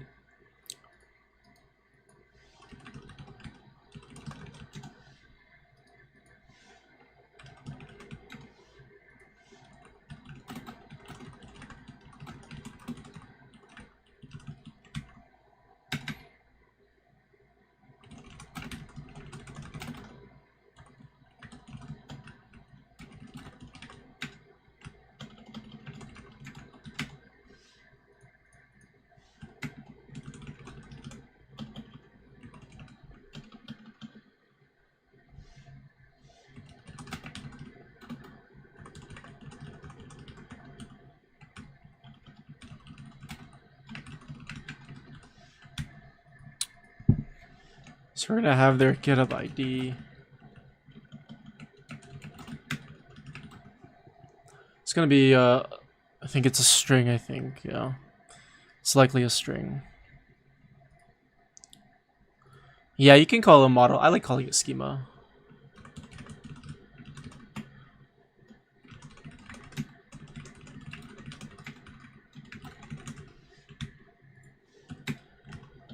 We'll do username.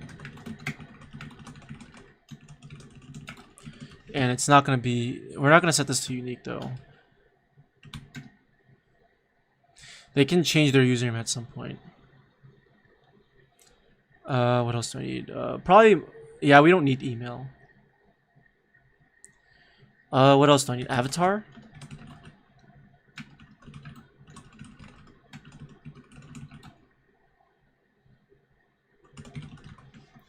I'll set it to false. What are other things I could do? I think that's really it. I honestly don't think that's really, I really think this is all we really need, to be honest with you. I'm kind of thinking about using a relational database though, because I think this is going to be a lot better if we use a relational database instead.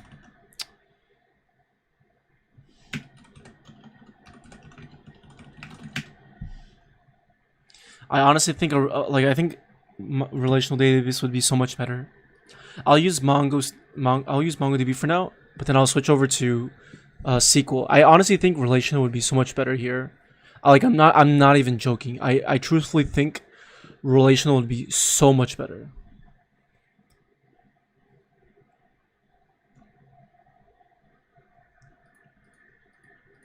But I think get ID and the username is really all I need to save, if I'm being honest.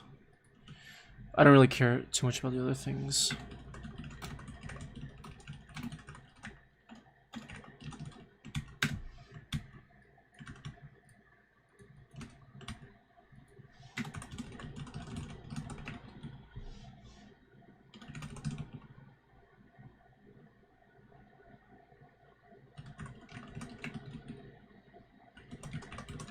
This will be changed, by the way.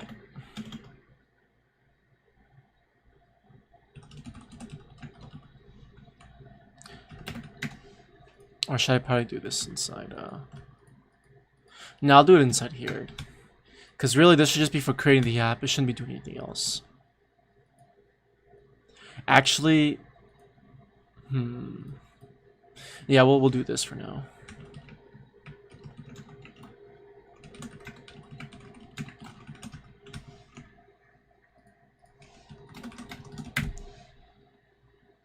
Why is coffee $3? What do you mean?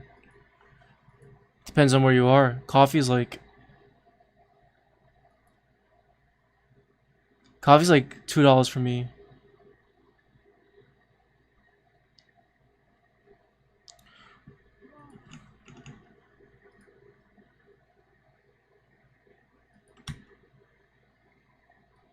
So I think I'm connected to the database successfully. Alright, that's awesome. So let's see. We're gonna have a bunch of schemas, so I'm gonna do index.ts.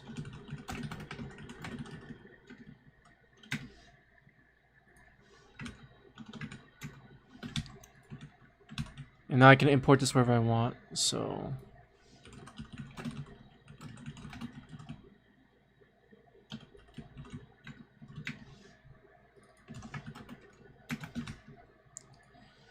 what we'll need to do is find the user. So constant find user, so we user find one, and we'll find it by Github ID. I forgot what the let me just look at the documentation.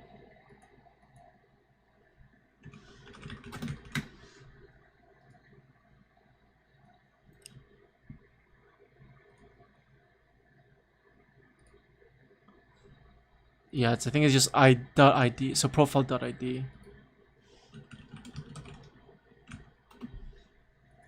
Oh wait, this is an object, not a string.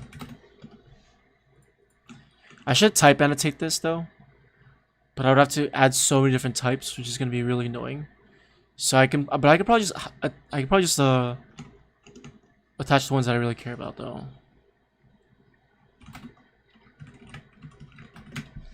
So if find user, then passport.serialize user.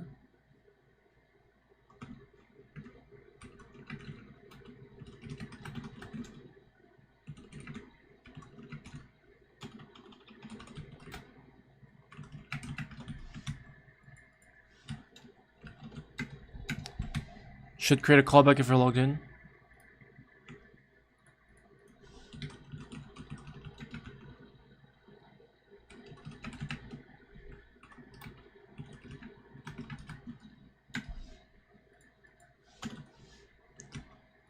Take this string.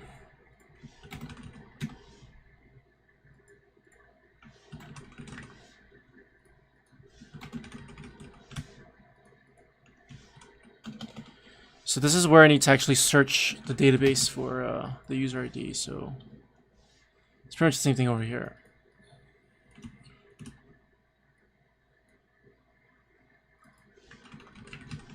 I'm gonna just name it Github ID, so it's easier.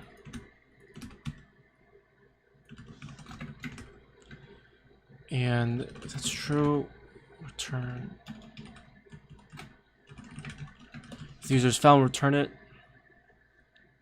Oh, actually, no, we didn't do this.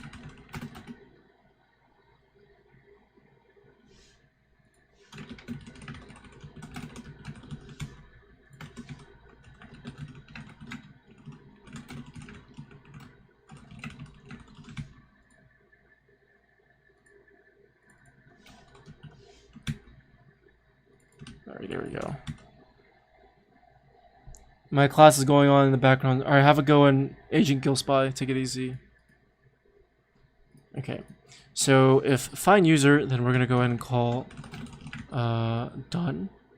We'll pass in null for the error. And we'll pass in the found user. So what's going to happen is it's going to basically serialize and deserialize the user, which is what we want. Actually, I think this is... I think this actually be user, not string. I'm gonna have to create an interface too. For now, I'll just use any. So this is gonna call this, and this is how we're going to deserialize the user.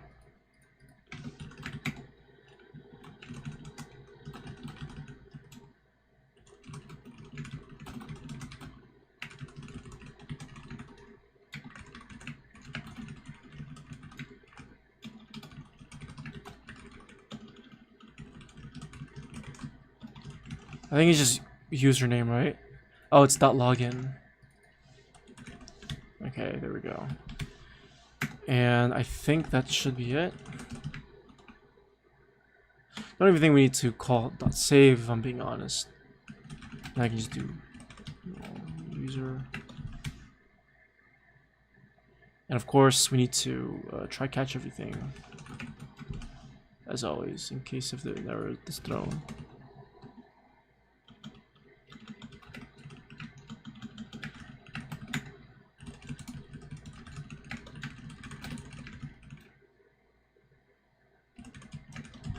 Okay, so this will return here, and then if everything goes well, it's going to go back to the redirection page. So I'm going to open up MongoDB Compass. And then tomorrow we'll continue with the jobs, creation of jobs. Alright, so this is my database. Let's see. Okay, so we don't have anything in our database right now. That's fine. So let's go ahead and log in.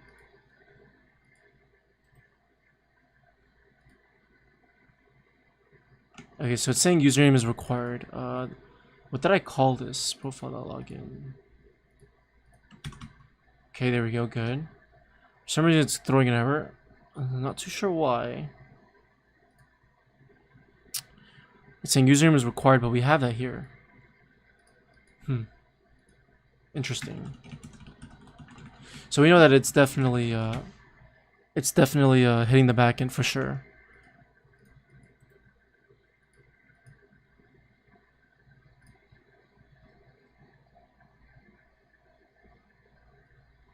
Oh, it's actually .username instead of .login. Not sure why it did that then. It's very weird.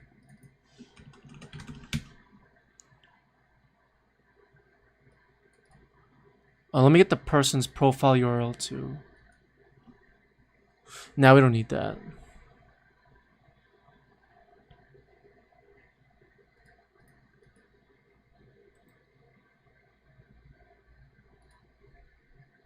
There we go.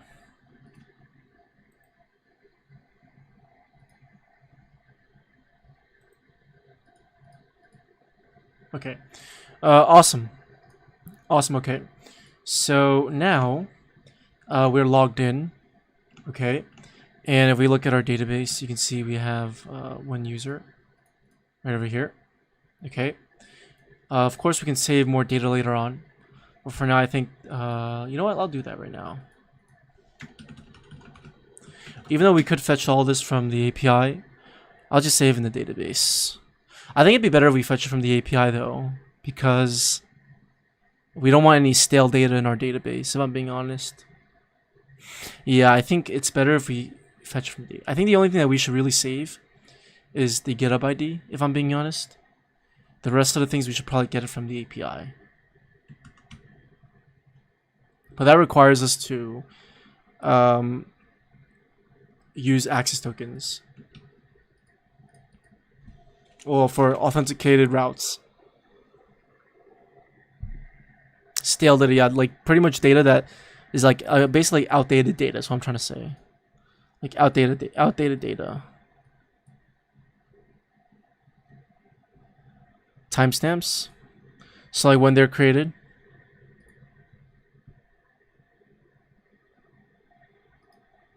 What kind of timestamps?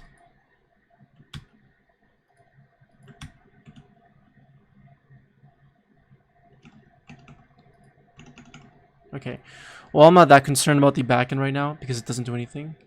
The more complicated stuff comes when we have to create jobs, which shouldn't be hard. So basically, when I click this, right, it's gonna bring me. Well, it should bring me to the page. Well, it doesn't right now. So we'll make it do that later. Don't worry. But essentially, we want a UI. I think maybe I can work. I think maybe I can get started.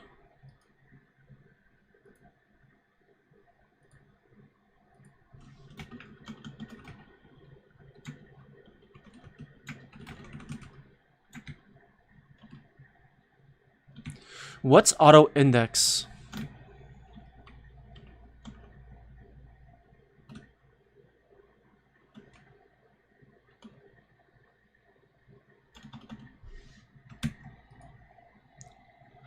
I have never made a login with Mongo. I'm going to look. I'll do that after this video. Yeah, sure. Yo, what's up, Infectious? How are you?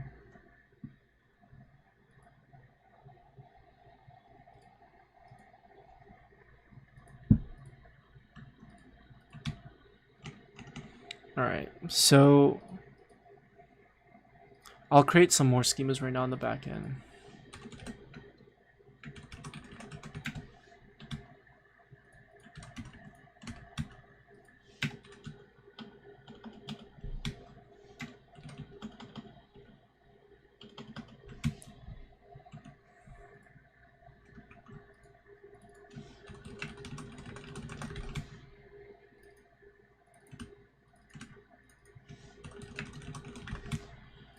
So we'll need the creator ID.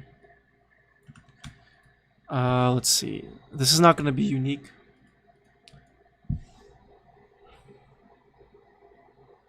So we have the creator ID. We don't really need the username. Yeah, so a lot of this stuff starts to be very relational. That's why I was saying I should probably use MySQL. I'll probably have to do some database design later for this. We'll need a title.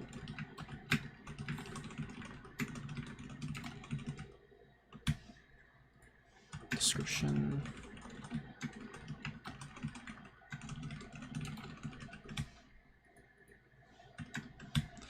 I'm not going to add the username. The reason why is because this is why I really want to get this from. This is why I really want to use MySQL. The reason why I'm not adding the username is because if the user changes their GitHub account and if they log in, it's not going to update the username over here. I'd rather just get the username directly from here. So that's going to be 2 database calls. But that's why I think MySQL would probably be better in this case.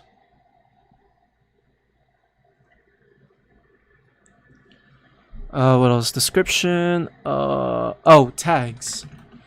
So this is going to make it easier for searching.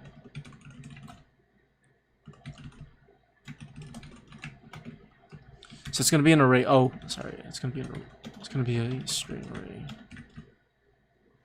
I don't think Mongoose likes that.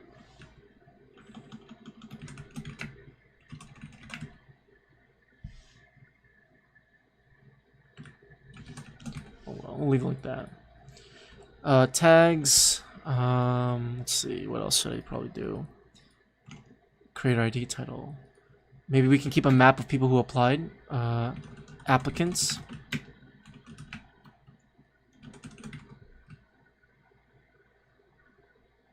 No, it's gonna be a map.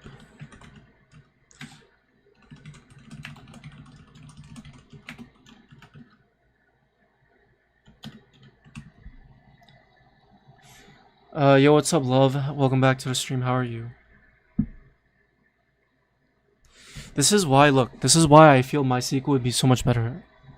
You want to know why? It's because we have so much relational data, and we can normalize everything, and I think it would be much faster. Maybe if not MySQL, maybe Postgres. But basically, like a relational database is what I'm trying to say. When application expired. I mean, I could add that, sure. I'm doing good. How about you? Expires at. I think maybe instead of expires at, I'll probably do something like visible.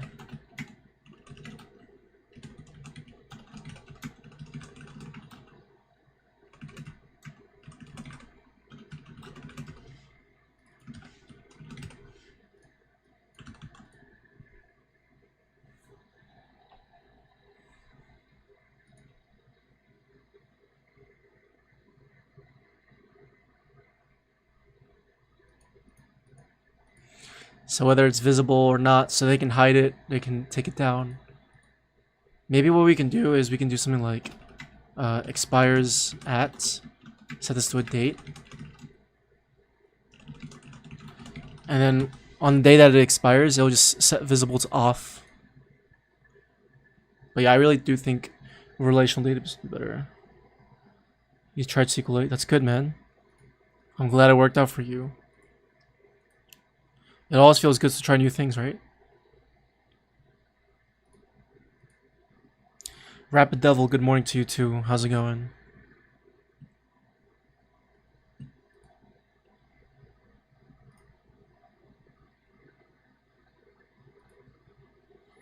Never tried Postgres. I use Mongo so much. Yeah, I'm probably gonna switch to SQL. I really don't think I have used Mongo so much. I haven't used MySQL for a while. I need to get better at database design and normalization. It's a lot of fun, but basically I don't want to have everything in one schema though.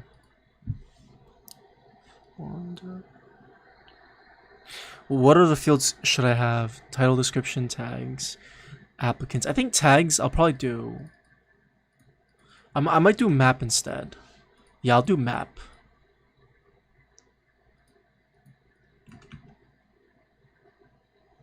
Very good. Learning in depth of web development. That's awesome, man. Are you new to? Are you new here? Because I haven't seen your name. How come not array? The reason why is because if it's a map, it'll prevent duplicates, and it'll also be much easier to just check in the map. When we're talking about performance, it is much faster to check to see if something exists in the map than to check inside an array. If we want to go in depth, basically, like a long example is picture like this, right? If you have an array, let's say if you want to find a number 10, in order to get to 10 without knowing its index, you need to go through every single element before you find it. With a map or an object, everything is just used by a key. You can't have duplicate keys, right? So you can have 5 maps true, 6 maps true, and etc., right? And then you have 10 maps true. And with maps, they have faster access. It's constant time all the time. If you want to access a key value pair in a map, it's always going to be constant time, O of 1. When it comes to arrays or collections, if you don't know what the index is, it's always going to be linear time, O of n, which means that n is basically the number of elements in the array. So if there's like 500 bazillion different elements in there, it's going to take forever to find 10. Hopefully that makes sense. But yeah, the topic is called time complexity. And there's also something called space complexity. If you're eager enough, I would suggest learning about it. It's actually very useful. What's the project about? I'll show you. We have home, we have jobs. It's basically a jobs application, so you guys can look for devs. Umer, what's up, man? How's it going? How are you, man? Nice seeing you here. I found this awesome channel like a month ago, but I didn't watch live. That's fine. You know, you're here now, so it's awesome. I mean, I usually stream on weekdays from like 5:30 p.m. to like 7:30, so I don't really expect much people to be here because most people aren't really on YouTube at that time. So on weekends I try to stream early. I'm glad I learned about maps. I was doing leak code with Java and literally didn't know what maps were. Yeah, maps are very awesome, but they do use much more memory, I think, than arrays. So you really have to think about it. You know, there's a cost between using maps and arrays. You want faster time complexity? Use maps.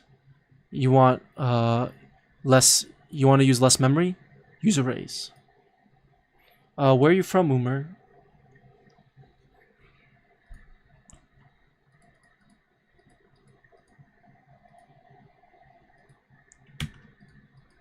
But I think MySQL would be much better. But I'm not gonna go too in depth right now. But maybe later, maybe tomorrow, I'll probably do that. I'm glad today's later today. I'm glad today's Wednesday. That means 2 more days until Friday. Yo, you're from Pakistan. Nice. My best friend is from Pakistan too. He's actually going to Pakistan next week. He's going to Pakistan next week. I'm from the United States. I was thrashed in a job interview with time complexity. Yeah. Time complexity is a very important topic. Like a lot of developers a lot of recruiters, interviewers, they like to ask questions about that. Well, it's not even just my gut. It's just I know SQL will be much better, because what I can do is the job listing schema can contain data about the job listing schema, and then this will basically be like a foreign key that'll map to the creator, right? And it'll be much more optimized too. So it'll basically be like an index, so it'll be a faster search. That's just how it works underneath the hood. To which city? That I don't know which city. I didn't ask, but I know he's going back there to visit like his family and his wife and everything. But yes, we just had someone else in this live stream that was from Pakistan. I don't know if they're still here. They probably left. I'm from Europe, and when in my country is day, and in US is night. This is the reason I didn't present lives.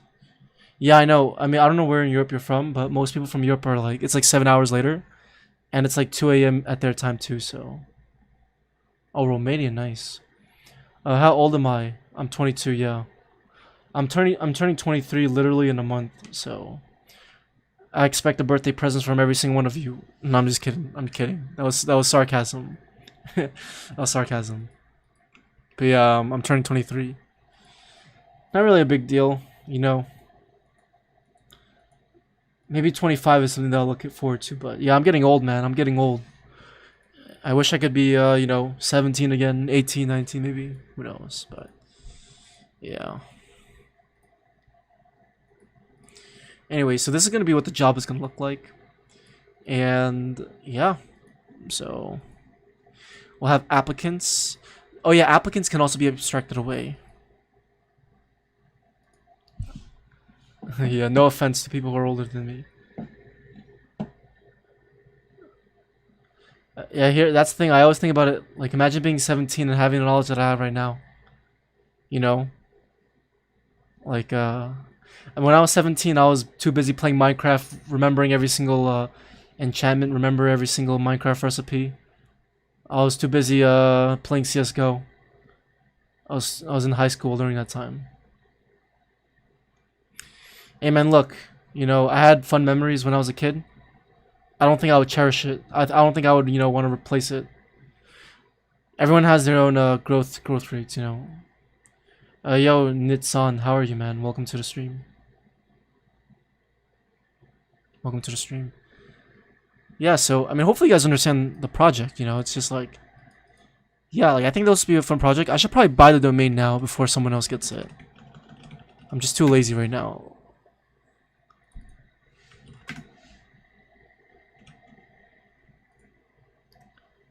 I haven't really, yeah, prodigies, man. Everyone wants to be a prodigy. But, everyone starts at some point.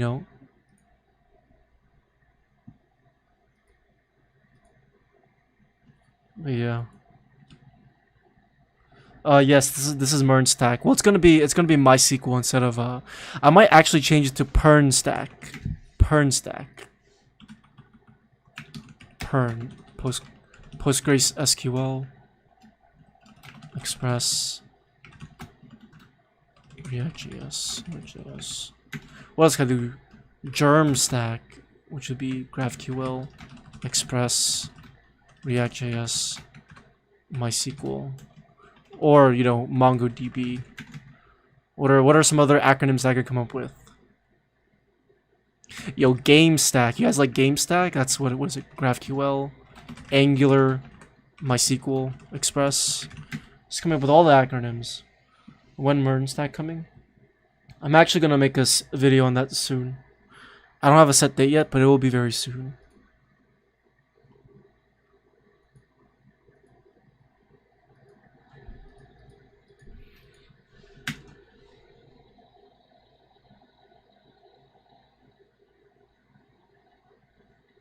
Game Stack. Do you even game? Let's see. What are some other Next.js? I've never used it before. I should try it. I do have Docker actually. It's funny. I actually bought Windows 10 Pro explicitly just so I can use Docker. I know I could have used I could have no. I know I could have used it with regular Windows 10. But I didn't want to bother like setting up Windows Insider Edition. It was just easier, so I was like, fuck it.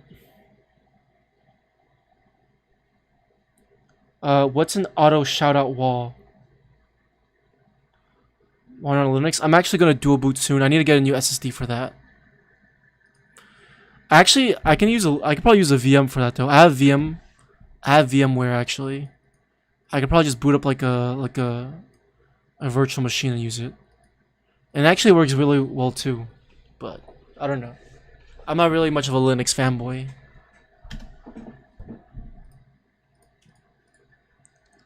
But yeah, I should start designing the admin page. Not the admin page, but the panel. Well, I'll do an admin page and I'll do a panel for the user. So it's going to look something like... They're going to be able to create a job. And we're going to need a text editor too. So... But that's pretty much it for the backend. I'll probably do some database design tomorrow. So... Yeah. I just go on my MacBook to run Docker since I can use Windows.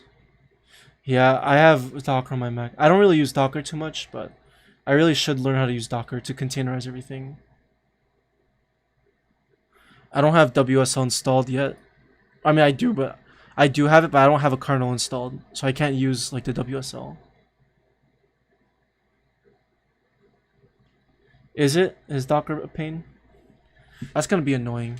Yeah, I was always wondering like how could you use Docker with how could one use Docker with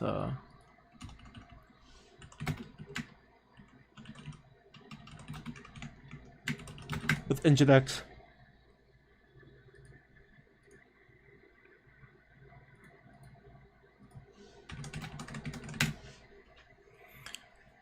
I have about like 20 minutes left before I get off.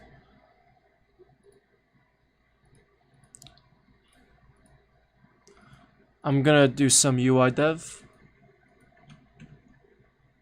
and then I'll hop off. Okay, so if the user is logged in, what I want there to be is I don't want this login button to be there. I actually want there to be a hamburger menu. I'll show you guys how that looks like. Now I'm gonna open up bumbag.style documentation because this is the UI library that I'm using. When did this live stream start? About like, how long have I been streaming for? 2 hours. Gatsby? I heard of Gatsby, I never used it. I think my friend has been using it. They do, yeah, I don't like it. They give you like a bunch of these like test files. I don't really use testing that much. So let me show you guys what I want. So let's go to documentation. So I'm gonna do this. I'm gonna add a jar. I want an animation. Like that. See? I want an animation. Now how do I do this? I don't fucking know. We're gonna figure it out together. Let me do this. Let's see. Do they have icons here?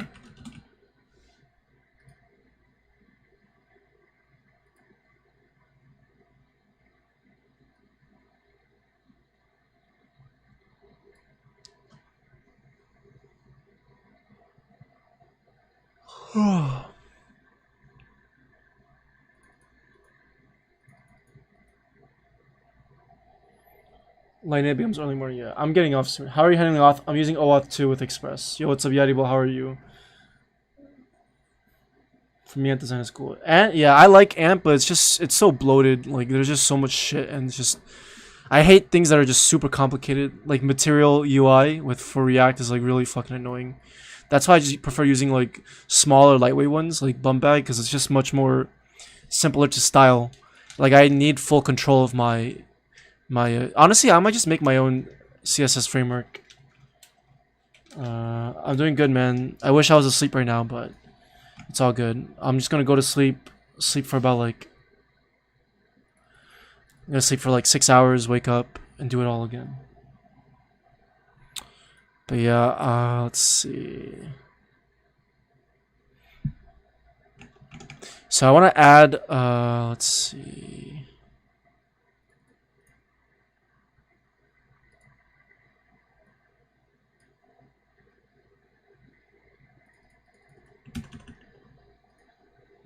Go over to my navbar. I'm probably gonna try to use Redux very early. I have never used Redux before.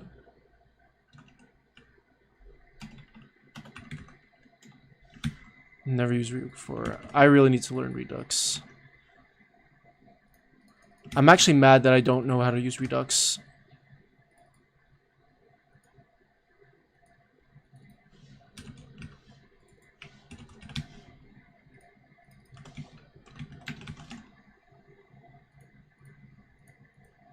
That's a funny hamburger menu.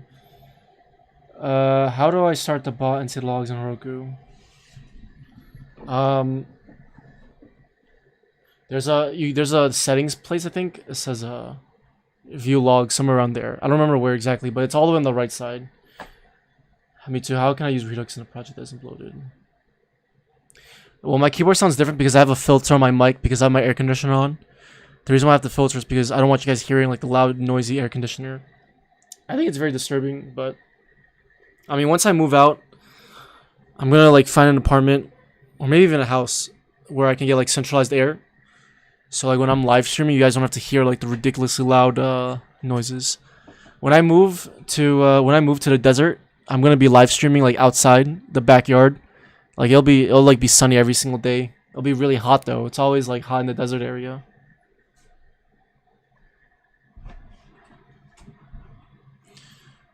Okay, yeah. Basically, when I click on this, what I want it to do is I want it to actually, uh, I want there to be a jar. Now, the reason why I bring up Redux is because we need a way to tell if the user is logged in. So if they're logged in, we can render the hamburger menu, and if they're not logged in, we're not going to render the hamburger menu. So for example, let's just pretend like we have this state variable, const auth set auth, right? And if I do react.useState, it's just false. So this should only render. So let's say for example, auth.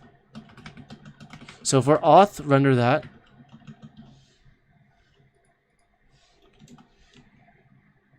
Else render something else.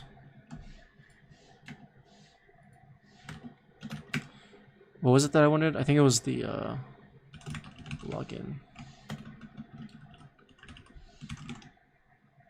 There you go, like that. Yeah, I'm moving to Arizona. Probably it's either next year or in 2 years. I was there actually originally and I moved back. So right now I can't move to Arizona. I mean, I could actually move to Arizona right now because I'm working from home. But here's the thing, I would move there, but it would be temporary because I have to come back. Because I'm working from home until next year, June 2021. So I can move and stay there for about like 10 months or so.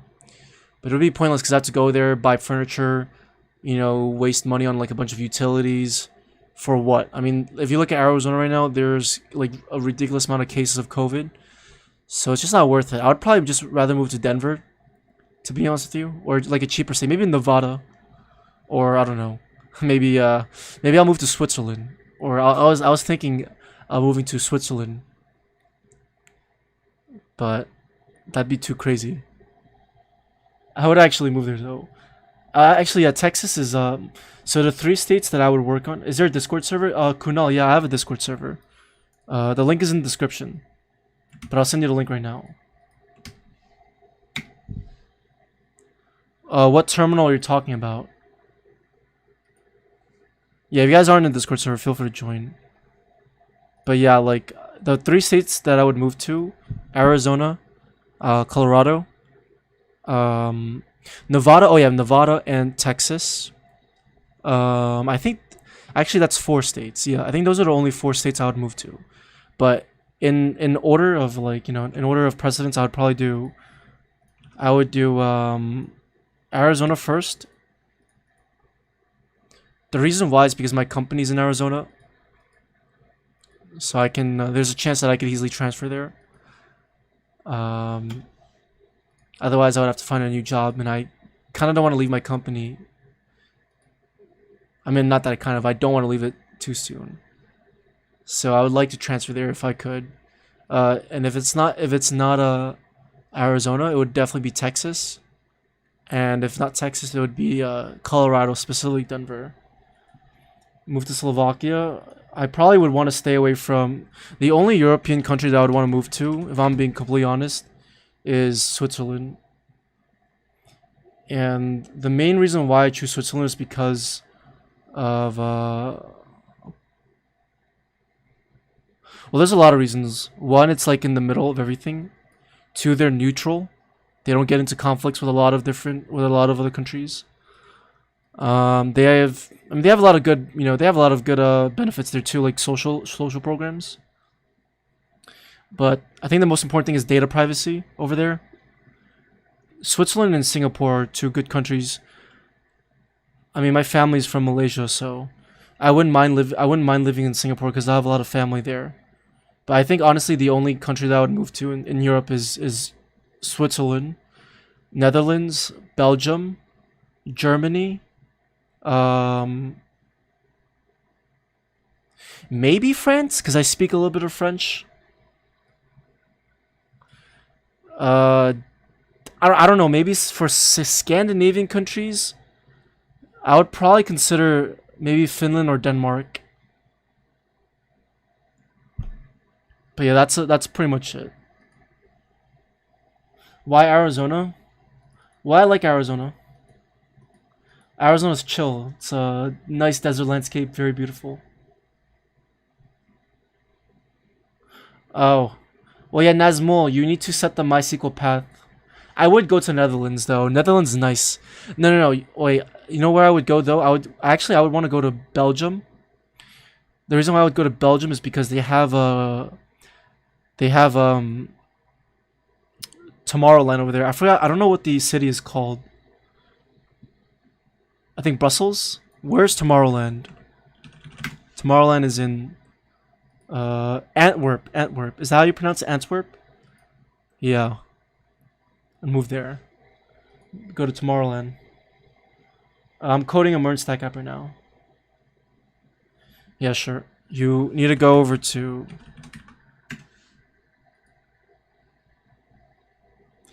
You have to go to your environment variable right over here. So go to start, type path, and click new. And add this path over here. MySQL server bin. Add that and then you'll be fine. I'm using, I think, Horizon Bright, I think. What? No, one Mojave Dark. Yeah, so, yeah. I mean, I would probably move to Singapore because I have family there. But it'd be weird because, like, you know what I mean? Like, I don't know. I like America, though. Like, I really do like America. I probably wouldn't move anywhere outside of America. Unless if, like, something crazy happened here, you know what I mean? But the reason why I would move to Arizona is because it's close to California. So I could go there for vacation. I could just drive there 5 hours. The tax rate is lower. They have a lot of room for growth. Like, tech is getting huge in Arizona. Like, Phoenix is growing all the time.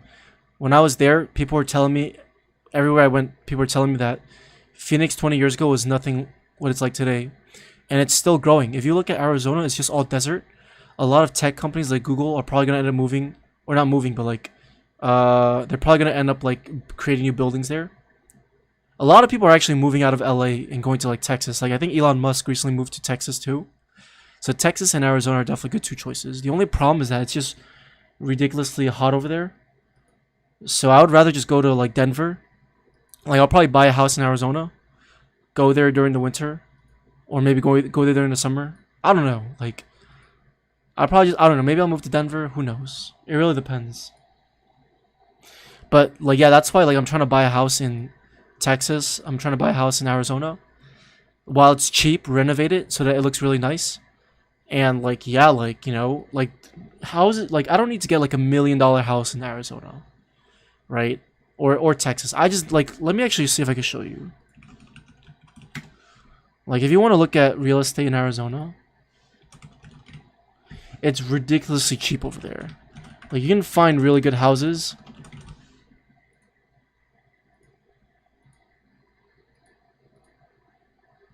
for very cheap compared to a lot of other places. Like, I'm like, we're talking about the average of real estate over there is like, at most, probably like highest 400K. Well, it depends on where you are. Like, if you're in Scottsdale, that's like a more richer area. Like, the average land value over there is like 500K for houses. If you're in Phoenix or Tempe, it goes down to like maybe 250K. So, and it's only going to go up. Like, rent over there is always just going to continue to go up. So it's smart to, you know, buy real estate there. I have no plans living in New York for the rest of my life. One, ridiculously expensive. You know, like, if I have a family here, it's just going to be mad expensive to pay for rent here, pay property tax, a bunch of shit. Ever visit India? I've never visited India before. But I know stuff there is like a lot different than here, of course. I heard like the salary there is like, for dev jobs, are very bad. Like, they pay you like what, $30 a month? I've seen some videos about it too, which sucks. I'm 22 years old. Yeah, New York City is a terrible place to live if you're not making enough money. Like, fortunately for me, like if I needed to move out to New York City, I could. But it's just like, why would I? You know, it's just like, why would I spend $4,000 on an apartment in Manhattan? Like, even if I made over 150K a year, why on earth would I want to spend that much money on an apartment? Like, do the math, right? Pretend my salary is 150K. Multiply that by, I think the tax bracket for people who make over this is, I think, 40%.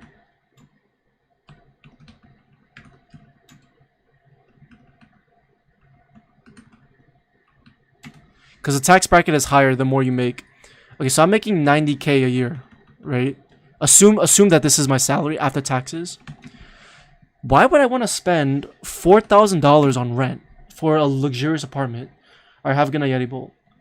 Or have a good one. Yeah, like, why would I want to spend 4K on an apartment? Like, it just makes zero sense. You know, like, I would rather have a lower salary in Arizona. Let's say if I make 135K in Arizona, because the salary really depends on where you live. Assume that my salary is 135K, right? Let's multiply that. The tax rate in Arizona is a little bit lower, so I would probably multiply that by maybe like 34%. So take 135K, let's subtract by 4,600. So I'm still roughly making the same amount. But in Arizona, do you know how much rent is? Rent is like roughly 1,200 for a luxurious apartment. Wait, hold on. Okay. Subtract this by, let's say you want to nice yourself a little bit. You want to like live a little bit more luxurious. The most you'll really spend to have everything is probably like 1,800. Okay? Why the fuck would you want to spend $4,000 on an apartment? Look, if you have no choice, that's understandable. But it's just like, why on earth would you want to spend that much on an apartment? You know? Like, I'm living at home right now with my parents. And the reason, like, one of the main motivations of me doing YouTube is to, you know, make enough money so I can use that money to just, like, give it to my parents so they can use it for bills and shit. But, of course, like, I still want to contribute, of course, so... But, like, you know, it's like the money that I spend out of my salary, I want to try my best to make up most of it from my YouTube channel. If I can, it's not a big deal. But that's, like, one motivation. It's not the end of the world if I don't, because I still do it for fun at the end of the day. But maybe someday, you know, I can do YouTube full time. But for now, it's just like a hobby. But yeah, can you make anything using coding? Yeah, you can build a lot of apps. But yeah, like the point is like, you know, like I have no reason to move out just right now. I'm very grateful to have a roof under my head, given that, you know, COVID-19 is happening. Not everyone has jobs. You know, I'm very thankful for everything right now that I have. So, like, I just don't have any reason to be blowing that money away for no reason. In the future, though, like maybe a year, 2 years, when it's gotten a lot safer with COVID, I would say maybe. I mean, it really depends. You don't know what's gonna happen. But I would say maybe in like a year or two, it's gonna be a lot better. Move out to Arizona. You know, get my own house. I don't know. Maybe I'll start my own stream house. You know, it's like, you know, you ever see those, like, you know, those houses full of a bunch of streamers for gamers though. Maybe I'll do my own, but for coders. You know what my end goal? You know what my end goal is in life? You know what my end goal is in life? My end goal is just to create startups and companies that's going to benefit, you know, the people who need. Obviously, right now I don't have all the money that I can to do that, but I mean, I can still do a little bit of contribution here and there, you know. But the end goal, if I ever have like $1 billion, like, you guys have my word that I'm gonna do everything that I can to, you know, create new jobs, you know, do things that I can do to benefit people who are trying to get jobs. Because I know it's probably hard for a lot of people. So I definitely want to do that someday. I don't know, maybe I can start at some point. Who knows? Who knows? Do I have a full-time job? I do. I do full-time at work. I do Node.js, Java, React, and then on YouTube I do it for fun. Thanks for the guides, man. Yeah, no problem, man. My pleasure. But yeah, I've preached enough, man. We're gonna continue this application later today.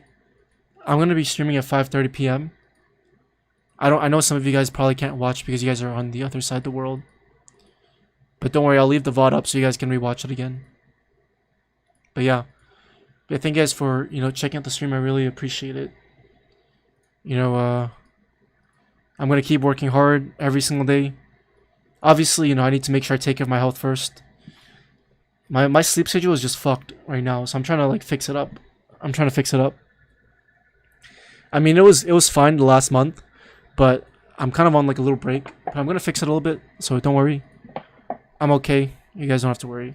But I'm gonna keep working hard, and if I ever, who knows? This is YouTube is a way for me to be an entrepreneur. It helps me, do things that I want to do. And, I don't know, maybe someday I'll be able to achieve the goals in life, I definitely, I'll tell you this. I'm definitely not dying with, I'm definitely dying with $0 in my bank account. You know what I mean? I'm definitely making sure that if I die, my bank account is empty. And that's all going to go to either, charity or, either it's, funding programs that are going to help people out. You never know. So that's why I'm doing everything I can right now to sponsor this goal in the future. But, that's more of a long-term goal, though. I'm not expecting to achieve this, next year. I'm expecting to achieve this, maybe, who knows, 5 years, 10 years, 20 years, 40 years, Who knows? Who knows how long we're gonna be on this world. But I don't know, someday we're gonna reach that goal someday. I'll make sure it happens though. I'll make sure it happens. Here I have to learn a lot of things to get a decent enough job. It's hard out there, man. Look, it's hard, but let me tell you this. I don't know if you're still here, by the way, but sometimes you need to work for free just to prove yourself so that people can see the value in your skills. I worked for free for a very long time. I've done projects for free. I've coded apps for people for free. Never asked for anything in return, but I put it on my resume. And, I've applied to over 500 jobs before I got the job before I actually got a job. I've applied to over 500 jobs. And, I guarantee you if I didn't have the skills that I had, if I didn't, put in the time and effort into learning these things, I probably wouldn't have a job right now if I'm being honest with you. But it takes a lot of time, I think you're deeply sad. I don't think I'm sad. I think I just have a lot of motivation in me. But it's just that, the thing that sucks is that I feel like I don't have people around me that I know personally that share the same goals and interests. For me personally, I just have a couple friends that I talk to, but they're doing their own thing. So it's just I don't really have people to share the same aspirations that I do. So it's that's why I want to just move the fuck out of here. Go to Arizona, meet new people, step out of my comfort zone, and just find people who share the same goals as I do. I don't think I'm sad. I just think I have a lot of, motivation, But I'm only 22. Life is just really fucking short, and I'd rather die and try a bunch of things than just waste my entire life doing nothing.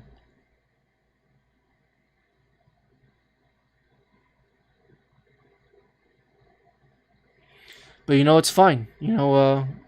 I don't think I need people to share the same interests as I do. But what I can do is I can, share my interests with other people.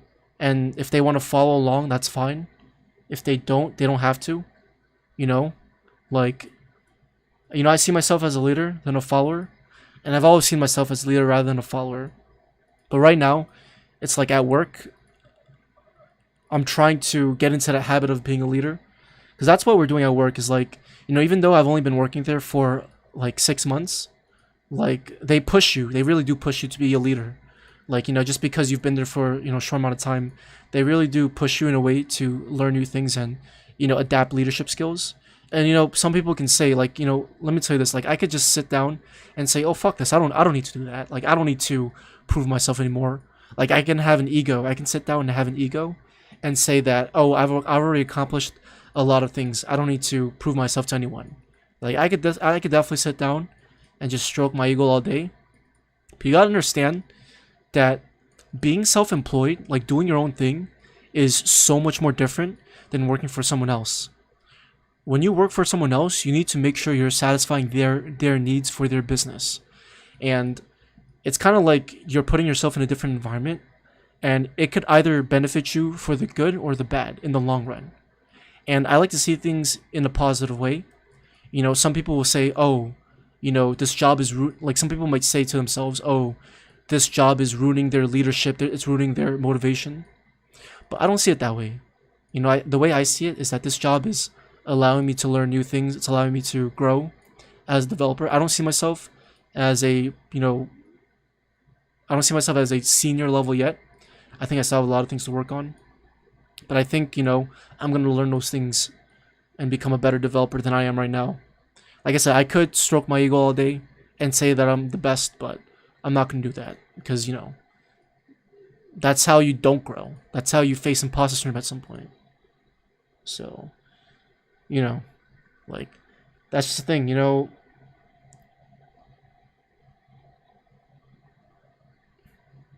So there's always room for improvement.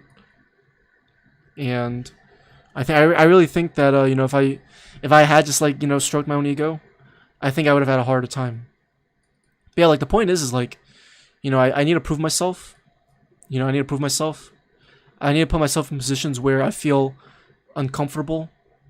I'm not saying that work makes me uncomfortable, but sometimes I do get a little bit stressed out. But it's okay. Like, there are times where at my work, I felt like, I didn't know shit. And I just felt really stressed out about it. And I felt a little bit frustrated. But it's not about feeling stressed out. It's not about feeling frustrated. It's not about, whether it is that you know shit or not. It's really about how you handle those situations. You want to know what's the biggest thing that people struggle with? It's asking questions, right? It's asking questions. People don't ask questions, and they're so quiet because they have egos. They don't want to ask questions because they don't want to learn anything new. They think that they can figure everything out by themselves. But, the truth is that you're not going to do everything by yourself. But you can definitely ask someone else for help, and they can guide you in the right direction to bring you to the next step. And a lot of people don't ask for help, so they just end up getting fucked. And when you don't ask for help, you're limiting yourself to a lot of things. And people will just, you're just going to screw your entire teammates over, So, I think it really will teach you a lot of things working in the real industry. And I honestly think being self-employed requires a lot of discipline. It really requires you to sit down and set deadlines. Well, yeah, it's not just ego. It's a lot of things. It's being scared. It's being scared of being criticized. And I get it. I understand. Because in this field, you got to understand this. In this field, everyone's just like egotistic. Well, not everyone, but there are a lot of people.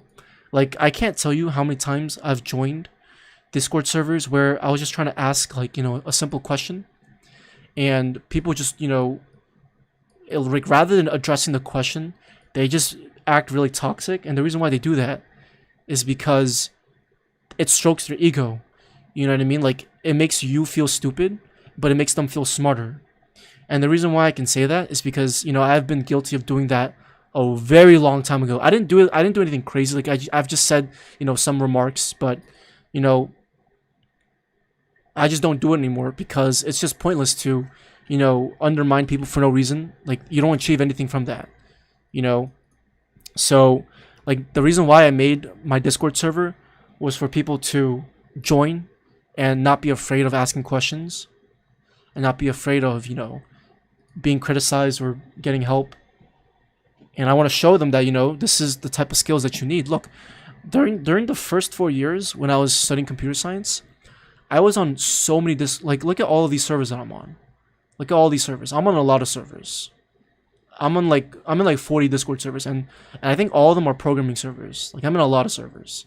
And I ask questions all the time. Right? I ask questions all the time. And yes, there are people who do say stupid shit to me. I just ignore it because, there's really no point to really just let that get under your skin. But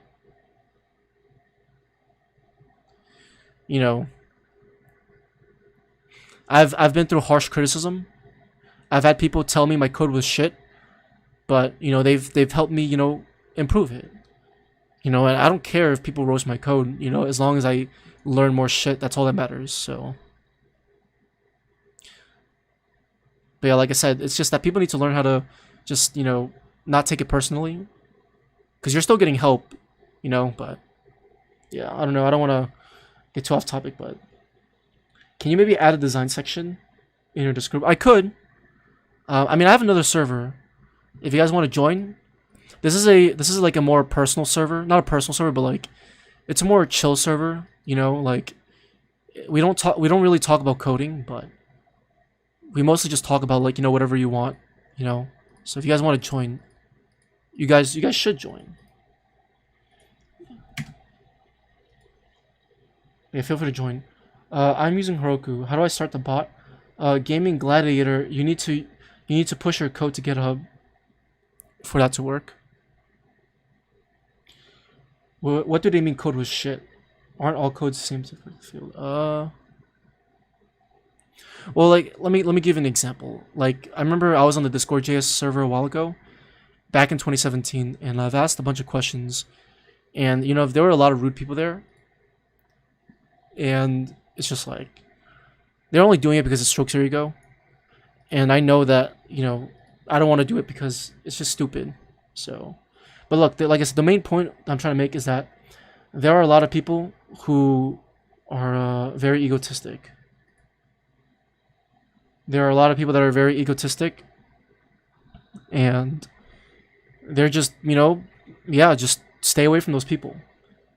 You'll find people who are genuine. You'll find people who are real. You'll find people who are nice, and you'll find the people who are just complete rude and dickheads. So just don't let that discourage you. Just keep working hard. Look, it took me 2 years. 2 years of just nonstop practicing web development to get to where I am, and I still am not satisfied. Really, I'm still not satisfied. Some people it takes them 4 years, maybe 6. Some people can learn in 6 months. Don't let that discourage you. It's all about small victories. Willing to see Vue.js real life projects. Urbashi Kariwada, welcome to the stream. I think you commented on my stream. I mean, not stream, my video, and you told me, or you suggested I should use Vue, and I'm not against it. I've used Vue at some point. Let's see. I speak too fast. I can slow it a bit. I have a question. Does Webhooks return us to chat? What do you mean webhooks? For what, Discord? What's GSOC? Is that Google? Is that like a Google thing or something? Oh shit. Has it started already? Oh, it ended. It seems like it ended already. June 1st to 24th. I think it does return it. I think it does return the channel. Yeah, look, the nice thing about web development programming is that there's always going to be new things that people are going to learn.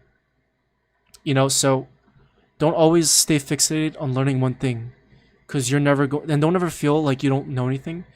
There's always going to be something that you're going to learn, brand new. So don't be afraid to learn new things.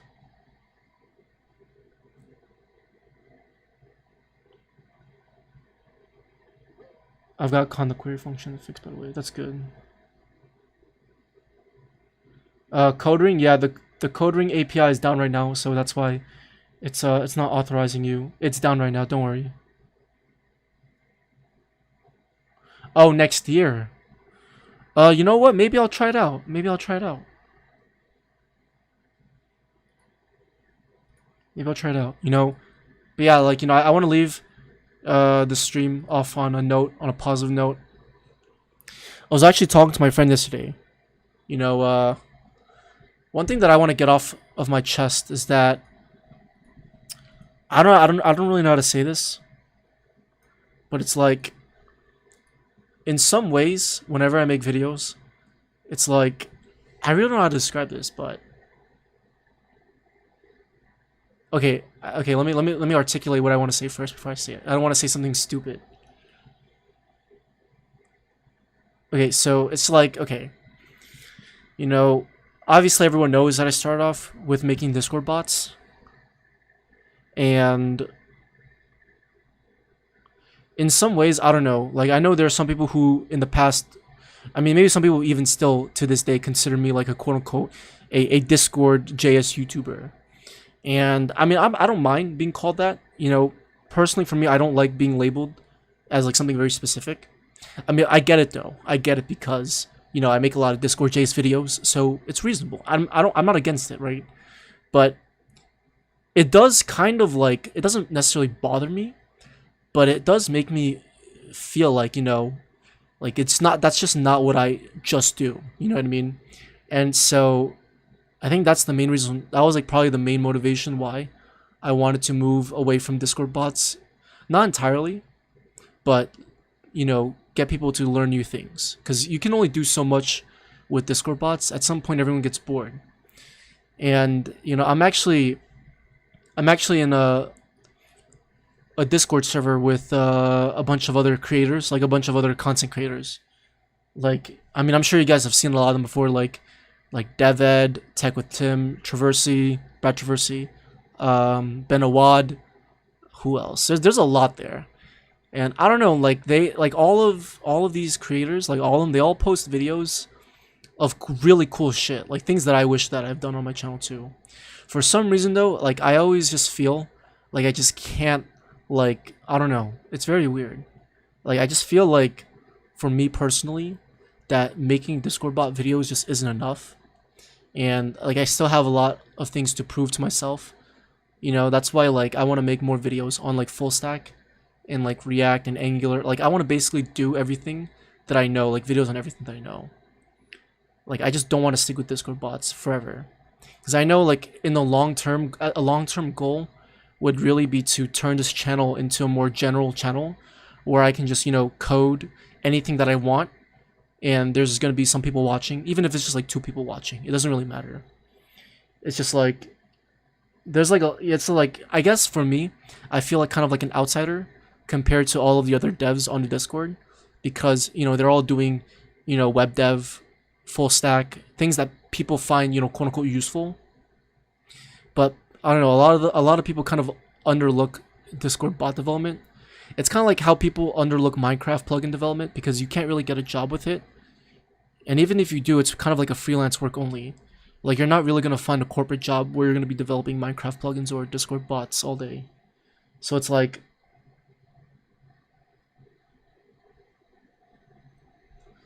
I don't know, I feel like I just don't see myself at the same level as those other developers yet. And I feel like I still have a lot to prove, but, you know, it's fine. You know, it's fine.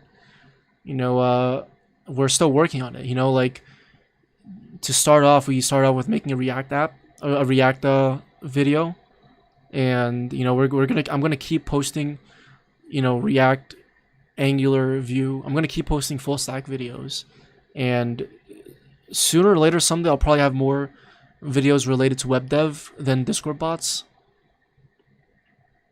But yeah, I don't know. I just wanted to get that off my chest.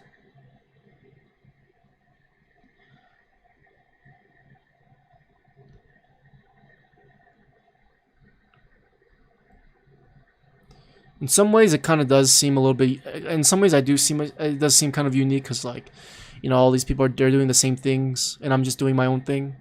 And don't get me wrong, I'm really happy doing it. Like, I actually genuinely enjoy making Discord bots, but I always try to come up with new ideas for you guys. So it's like, you know, I always try my best to come up with new ideas.